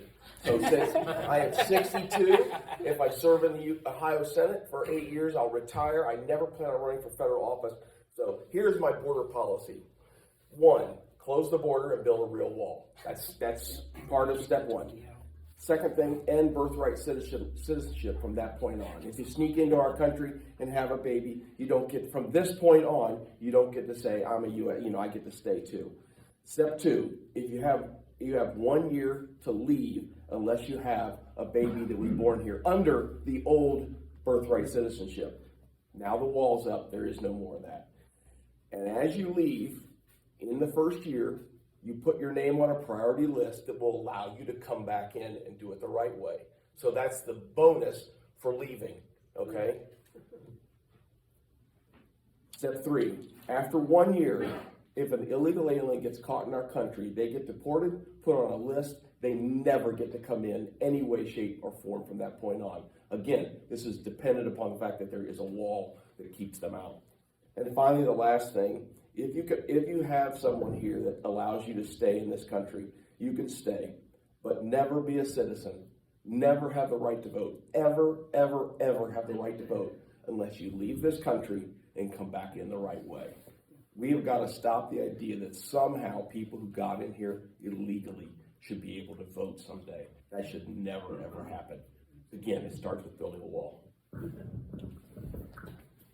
No, I'm just All right, yeah, to your point, we'll focus on state issues from here on out. So I do want to say we'll end officially at 7. That's under 15 minutes. I would like to invite, if we could stay a few minutes after, if you're able, that would be great. I'm not going to kick anyone out, but we do have under 15. So I'm going to try to ask to keep it under 1 minute each. Why does Ohio not tax Social Security, but does tax the Ohio Public Employees Retirement System, OPERS? That's how you say it. What was the question? Why does Ohio not tax Social Security, but does tax the Ohio Public Employees Retirement System? Or what's your thoughts on that? That's a state level issue. I think it's wrong. I'm not familiar with the issue, so, and I'll be the first to admit, something I learned a long time ago in the Army is that you got to understand that just because I don't know something doesn't mean I won't learn about it. So I'll defer it, but I'm not familiar with the issue enough to answer. I think it has to do with the fact that OPERS is something that the state put in to an account for you. So it's earned money that was set aside for you, and you got it. So I think that's the reason it happens that way. It's not like it is money that the Social Security you paid into, that's paying for people's Social Security today. Eventually somebody's going to pay for yours. But from an OPER standpoint, it is a interest-bearing account that is created and is money is deposited on your behalf by the state of Ohio. So technically it's income. You're so smart, Kyle. So I think that's it. Everybody else agrees with me. Yes, yeah, let's just go that way. Yeah, so it's like a 401k. Anyone want to? Anyone want to add anything to that? Okay. That's pretty good. All right, is there any? Just let you lead. Is there anything on the state level that can be done to protect the unborn, especially in light of the recent constitutional referendum, issue 1? Yes. What could be done about that amendment? Yes. By a state legislature, I should say. Yeah, murdering babies is wrong, right? But it all comes down to education. So I want to share a personal story. My second wife worked, she was in school to be a psychologist. So she worked at a abortion clinic to help with the trauma. They actually do have trauma psychologists sometimes. And what she said was that the vast majority of women who go there, their appointments are made by their spouse, their partner in life, or their family, which shows a lot of coercion. So it's not just personal choice in the matter of like, hey, I want an abortion, I want to run away from accountability or whatever. It's actually families making the decision for them. And it's men or partners, the husbands, right, men, boyfriends, whatever, are going to them and saying, you need an abortion because they don't want the child. So I think education is very important. If we can talk about sexual education in high school, right, with the needs in health class, we can talk about abortion as well and why it's traumatizing and why it can hurt you for life. And that's a problem, yeah. So I feel very passionate about education and continue to work that fight. I think there is definitely work that can be done. I mean, we have to look at what was passed in the issue, and it's very vague with a lot of stuff. So there are expected laws to be passed to bring some of that back. But kind of along the same lines as what Tyler was saying is we have to educate people. I mean, and Kyle knows a lot about this. His family, his daughters worked in with Right to Life and a bunch of other these organizations. There are women clinics that are available that are not abortion clinics, and a lot of people just don't know they exist. And so if we can fund those and get the information out there, then we can fight back a lot of that, and then I think we can help people recognize how extreme issue 1 was, and then buy that back. Yeah, it's got to be a multi-pronged approach. My daughter, as he said, worked for Higher Right to Life for 5 years now. She works for Heartbeat International, which helps pregnancy resource clinics. My wife was the board member, the head of the board of our local pregnancy resource clinic. It has to be a multi-pronged approach. We have to promote adoption. We have to educate people about what was passed in November. From being a state legislator for 8 years, I had so many people, Republicans, who know I'm pro-life, know I believe life begins at conception, would pull me aside and say, God, and they would look like this and they go, I'm with you on the abortion thing, but you need to make an exception for rape and incest. And that's where a lot of people are. And I don't agree with you if you feel that way, because I believe life is life, whether it's conceived in love or conceived in violence. It's a horrible thing if it's conceived in violence, but it's life. With that being said, the people in November promoted that idea of rape and incest, rape and incest, rape and incest, and got us to pass an extremely horrible bill that legalizes all abortions in Ohio up to birth. I think we need to, like I said in my opening words, we need to educate people that that's what we did. And start to move that back by changing the amendment, promoting adoption, and just educating people that there are other ways. Okay, so I'm going to say ditto to a lot of this. Education, the challenge is that this is a constitutional amendment now. And so we can chip away at some of the things. There's going to be, I think, probably some charges of murder out of this, because it's murder. What's being allowed right now.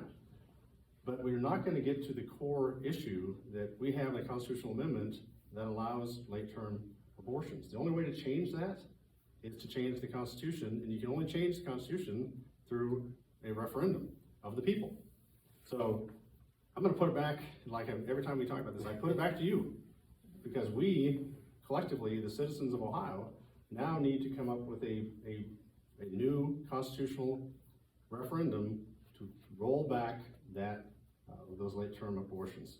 So we have to find, and I know nobody wants, this is not a popular way to discuss this, we have to find an agreement of a time limit, if you will, that the vast majority of Ohioans can agree with. If not, we're going to be stuck with what we have. So, yes, sir. Didn't just recently Alaska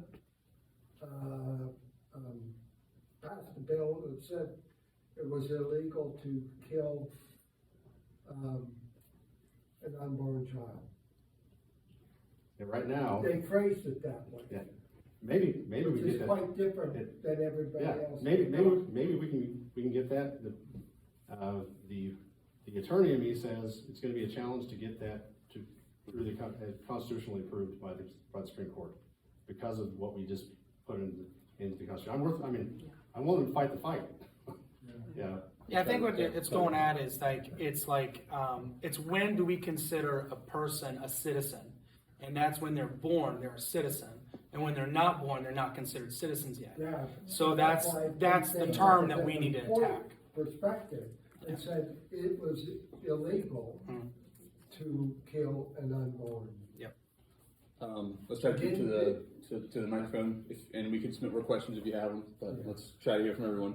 Okay, I'll follow up with what Bob was saying. So I agree with to change the constitutional amendment, the state constitutional amendment with the referendum. But Tyler talks a lot about the outside money that comes into Ohio to try to change our minds. I mean, we literally saw people with their clipboards that were being paid to go try to get the signatures to even put that on the ballot. And we're seeing all this outside money coming into the state, and it's just wrong. I don't.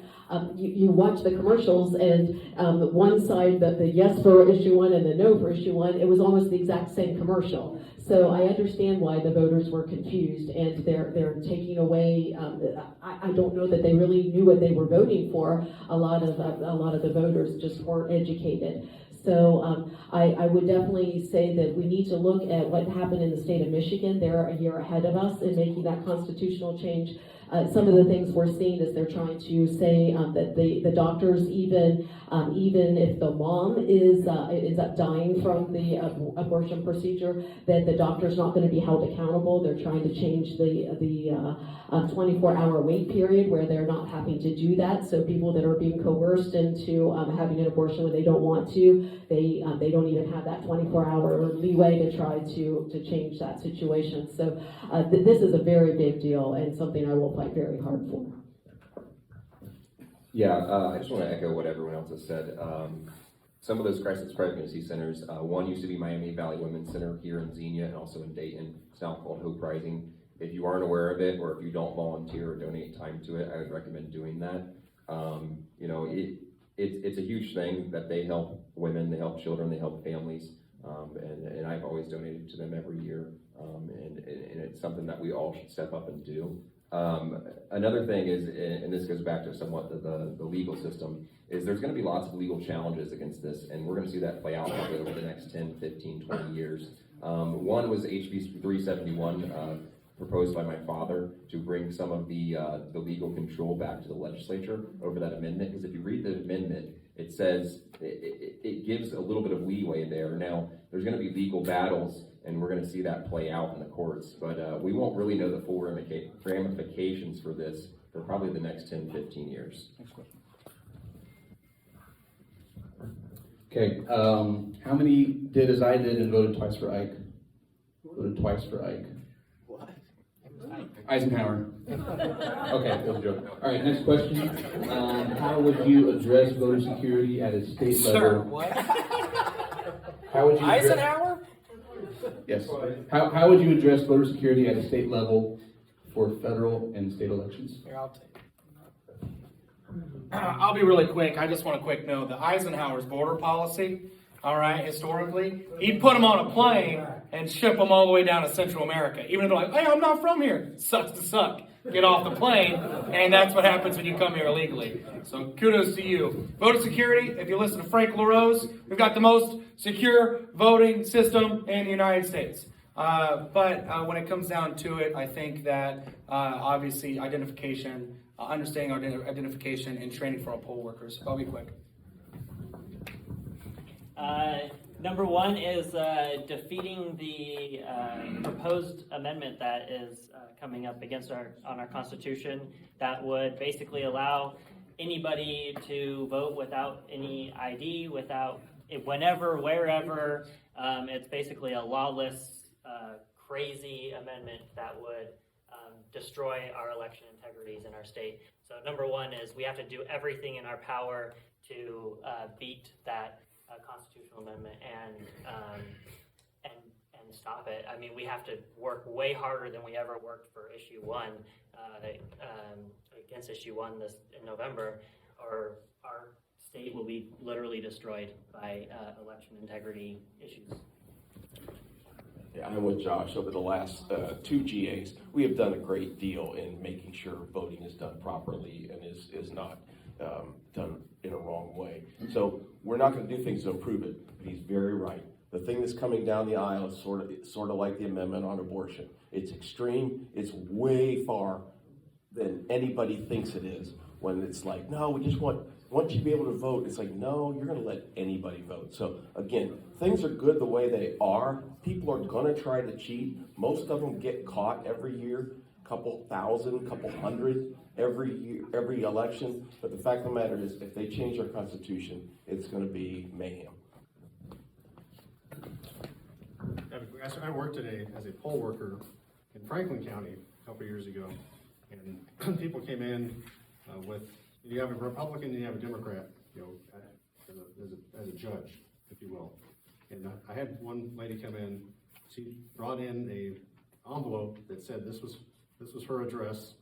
She didn't have any other ID on her, and basically the Democrat judge overruled me and said it's good enough. It's good enough. She can go ahead and vote. So very concerned. And I don't mean that. I trust our election system. But one of the things I'm curious how everybody else feels up here.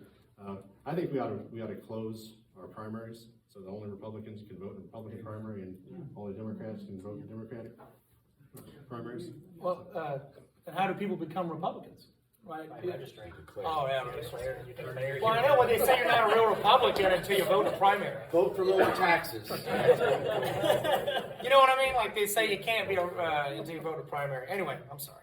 He looked at me and said it. Well, I agree with what everyone else said here. But the one thing, I know Yellow Springs, they had a very disturbing thing on their ballot last year where they were trying to get illegal immigrants, like legally give them permission to vote too. So obviously we don't want illegal aliens to have, or illegal immigrants to have the ability to vote either.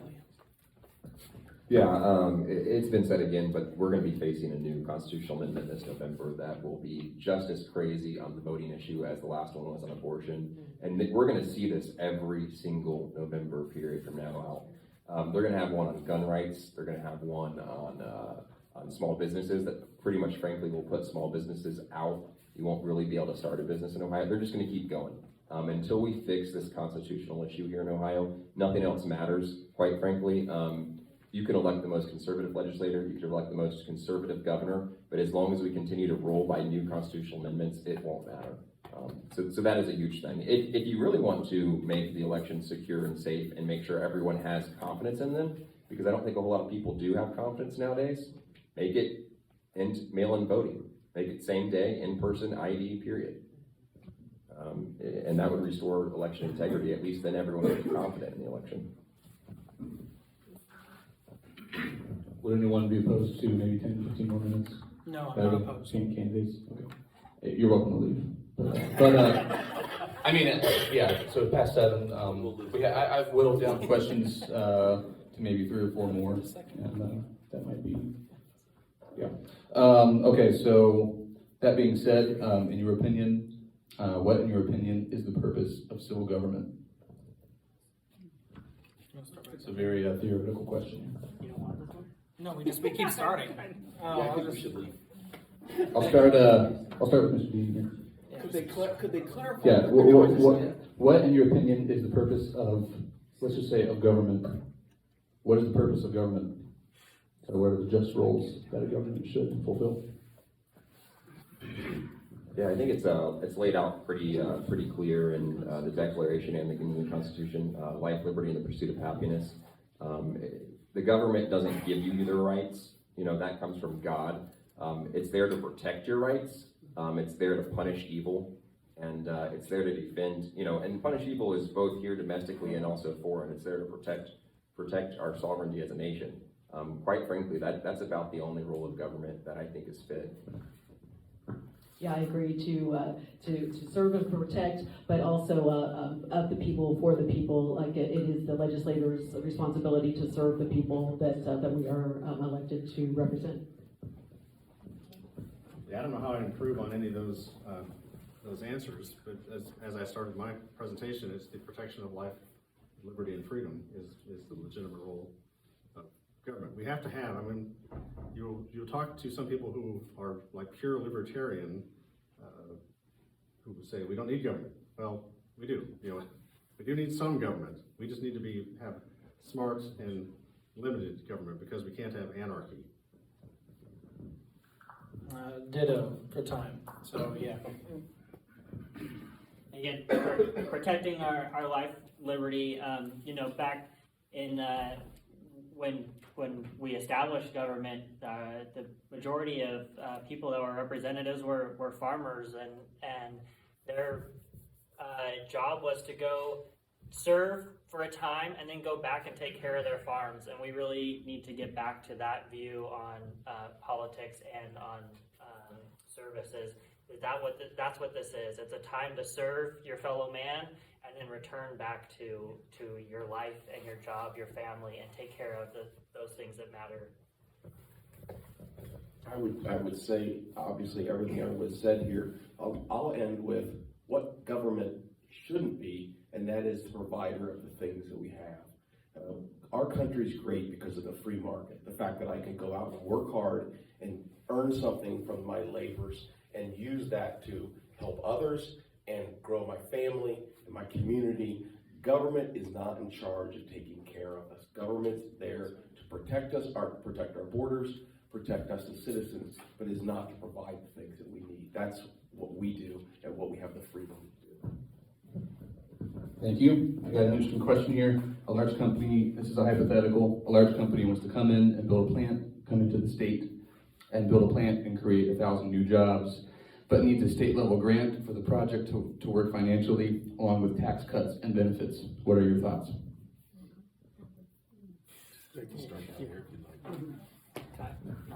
I think it's a very case-by-case dependent thing, and here's an example. We are, I believe we're spending $50 million to build a hotel for Hollywood Gaming Casino. And Hollywood Gaming Casino is a multi-billion-dollar casino network across the United States.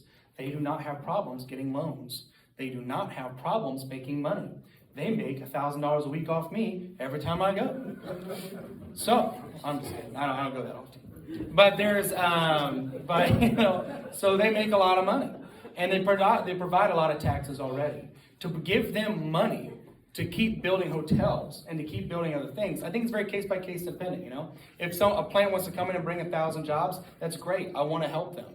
But at the expense of the tax dollars, when they can already afford it, maybe not, right? So like Amazon coming in, probably not, right? But maybe a smaller company that's statewide that is here. It's all case-by-case dependent. So that's what I'm trying to get at, so. Yeah. I'm just trying to switch it up. I'm just trying to, I don't want to be predictable. No, so we're talking about a business wants to come in and wants to get tax incentives to come in to get 1,000 people.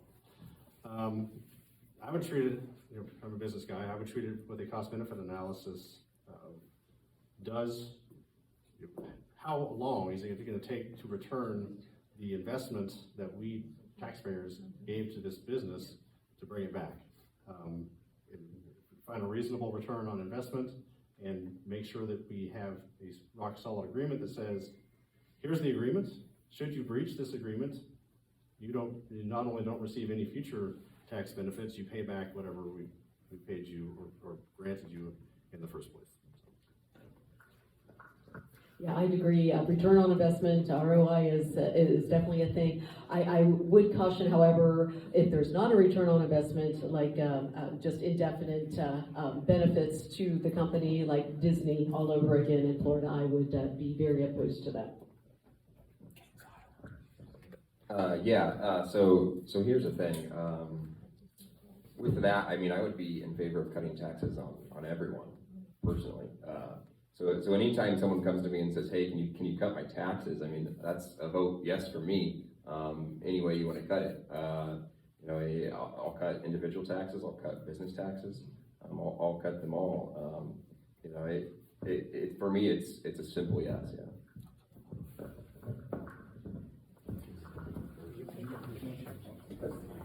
Not a simple yes for me. Tax cuts and tax credits, again, like some people have said here, just means our taxes are too high.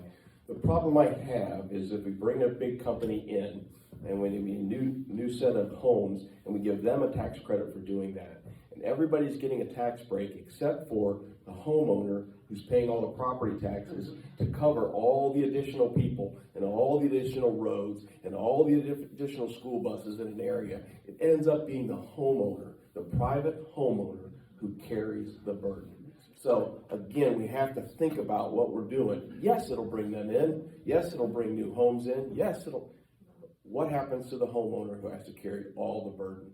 And that's the issue I have. I always want to cut taxes. We need to do it for everyone, not just for one company here, one company's there.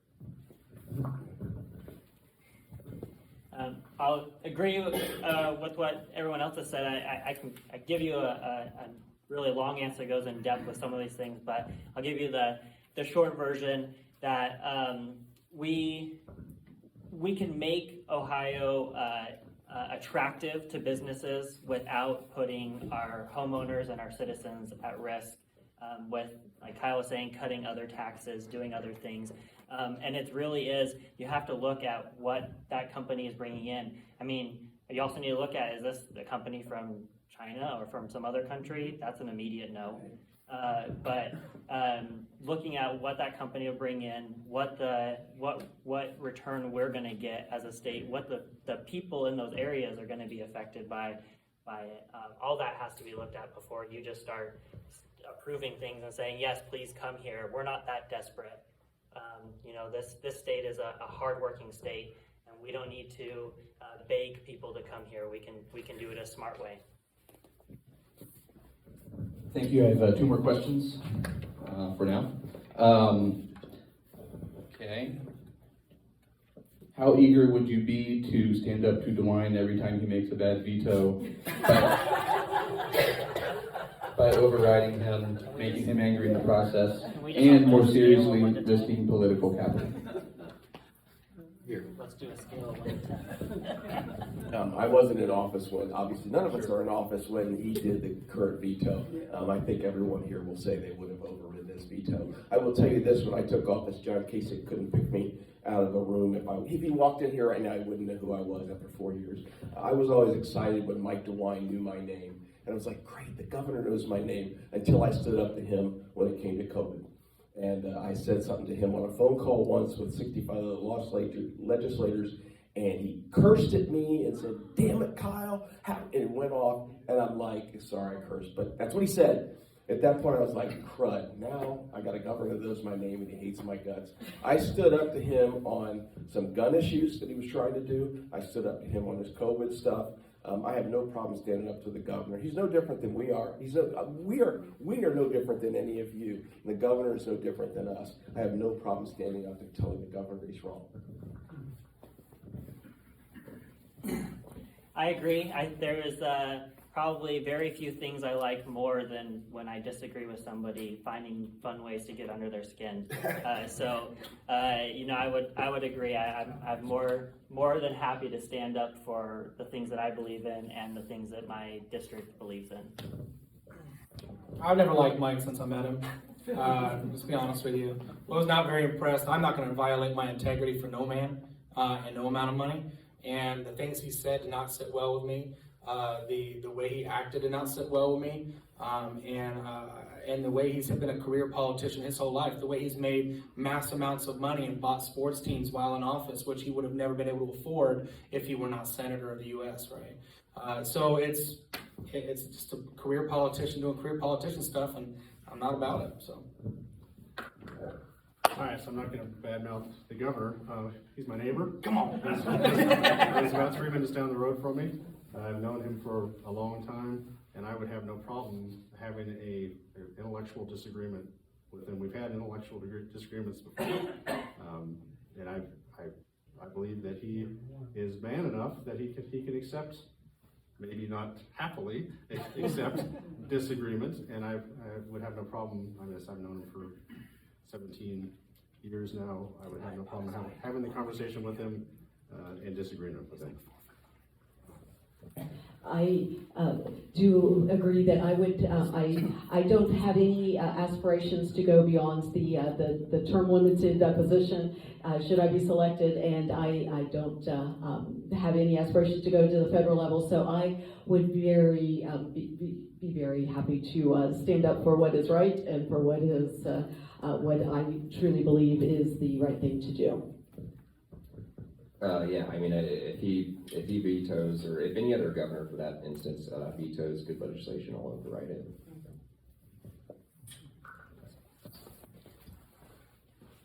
Okay, one more question, and I thought I'd give you one more opportunity. If you have anything that wasn't covered, if you could say it in 1 or 2 minutes, we'll do that and then wrap up. What did you do personally, if anything, to stand up to the COVID tyranny on any level? I am not vaxxed. My children are not vaxxed. And I refuse to get vaxxed, not because I believe in the conspiracy theories, which China did create that virus. However, I'm a man of history. I'm a man of science. And what happened was that I have a polio shot. I have a lot of shots. But what those shots did, they took about 10 to 15 years to make, not 6 months, right? Not a year. So I think it was very planned. I do not think it was well done. I was there in the Cincinnati when DeMar Hamlin died on the middle of the field, right? A perfect good athlete with COVID shots and boosters and 5 boosters. I think it was a money grab, and I think it was wrong. So what did I do to stand up to it? Well, I'm not in office now, and I haven't been in office before, but I stand up to it every day by standing to my issues and standing firm on my integrity. So. There you go. If you go to my Facebook page, you'll see me standing on the House floor giving a speech on Senate Bill 311, which basically said we remove ultimate authority from the governor when it comes to a health crisis 30 days after he says we have a health emergency. I have no problem with the governor saying we have an issue and we don't know what it is, and for 30 days giving him the right to lead. He is the governor, that's his prerogative, but after 30 days, the Ohio House and the Ohio Senate get to chime in because we're your voice.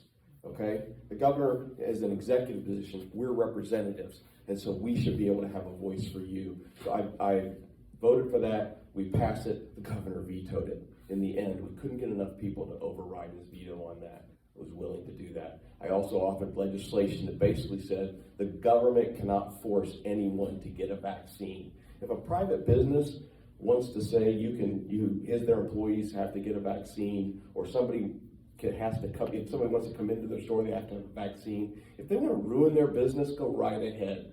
But just like I can't tell a cupcake manufacturer to make cupcakes for any wedding person that comes in, and they can say, no, I don't agree with your beliefs on that. I don't want to make your cupcakes. For that same reason, we have to allow private business to do what they want. But federal government, anybody that employs federal employees or state employees, any government employees, government cannot require a vaccine, and I authored that bill and tried to push it in the Ohio House. I'll just add that while I talked about this a little bit in my speech, but while on school board, a big part of why I ended up running for school board for my kids, and to make sure they wouldn't have to be forced to wear a mask in school. It has been found to have been a major impediment on the learning of our children. So many of those kids are behind because of those stances and the mask mandates within our schools. So, got rid of those right away. Also made sure that none of the COVID vaccine stuff was going to be a requirement for kids to go to our schools. To keep our kids safe, I don't see that as being a necessary thing. And there was a lot of fight and pushback on that, oh, you're going to kill our children. And I said, I'm going to save our children. Those are big things that I've done to try to stand up for what we believe in.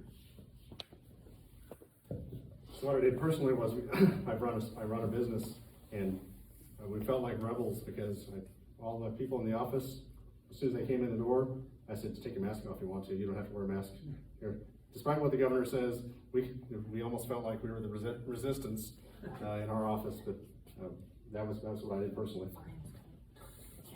As a township trustee, we were approached by a Democrat group that said that they wanted to have us officially declare a state of emergency for our community, and I was going through the process. I was smart enough to realize the reason they wanted to do that was so that they could continue to enforce more and more mandates concerning the COVID practices. So we were able, as a board, to shut that down and to not declare an additional state of emergency for our community. I think anyone who knows me or my family knew that, none of us got the vaccine and none of us wore masks throughout. In fact, we got kicked out of multiple establishments because of that. We were very vocal against that and against the governor on that issue, and I lost many friendships and relationships because of it. At the city of Xenia, we also told our police that they would not enforce COVID mandates, period, that they would not enforce mask mandates, that they would not enforce curfews imposed by the governor, that they would not enforce other mandates as that. So. And I'll also add, I'm not vaxxed either.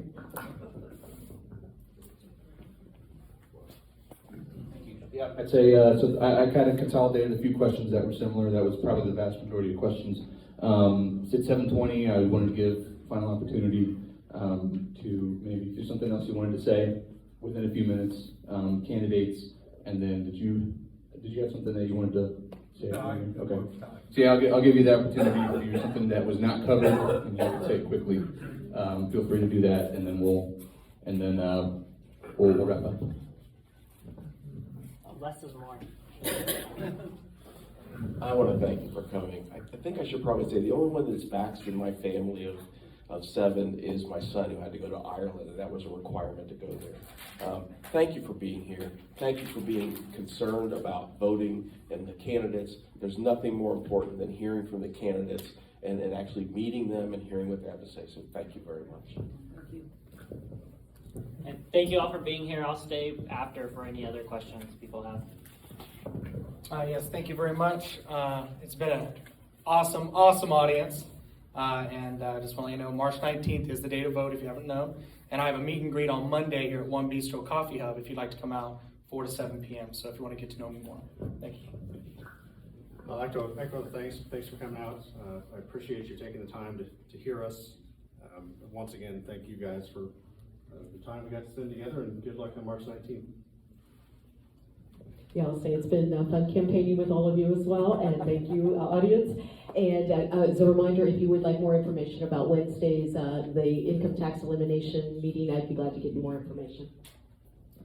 Yeah, thank you all for coming. I know it means a lot to us personally being up here that you guys chose to come here and spend a few hours. But yeah, I'm excited that the night's over. We could go home and eat. And I will just take 1 minute because I did throw out there at the beginning. I had 3 numbers I wanted you guys to tell me what you thought they were, and those numbers again were $34.5 trillion. That is the current national debt. deficit rather, and the other number was 140 trillion. That is the unfunded debt. Unfunded means the money has not been put out yet, but it's been promised, it's been obligated. It's things like Social Security, Medicaid, and other things that have to be paid in the future because the obligation is already there. 140 trillion. And then the third number I threw out there was 1 trillion. 1 trillion is the run rate of what our government is spending right now every 100 days. So the $34.5 trillion right now in 100 days will be $35.5 trillion. I think you can see that's unsustainable. This is Republic-ending stuff.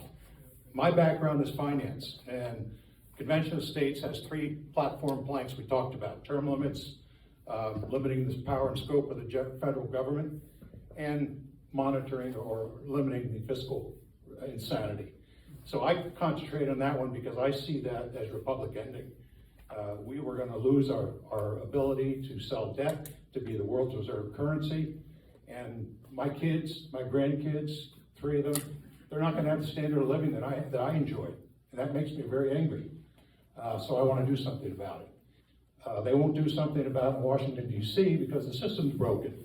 So let's give them a guardrails so that they can work within a revised system and not put that debt on our kids and grandkids. Thank you.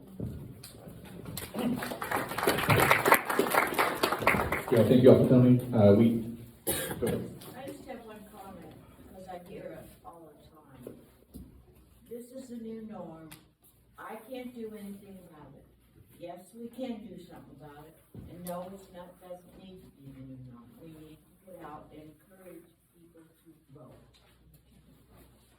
Legally. Amen. My husband is a legal immigrant. So you can see where I'm at with illegal. What's your papers? We have them, we just got them out. Yeah, amen. We did have exactly the turnout. We did have the turnout we expected, but we did expect everyone to drink 15 bottles of water. That did not happen, so feel free to take that. And there's coffee if you want one for the road. Thanks for coming, and welcome to stay. We don't have to be out here till 9, but I think we'll need that. So thank you all.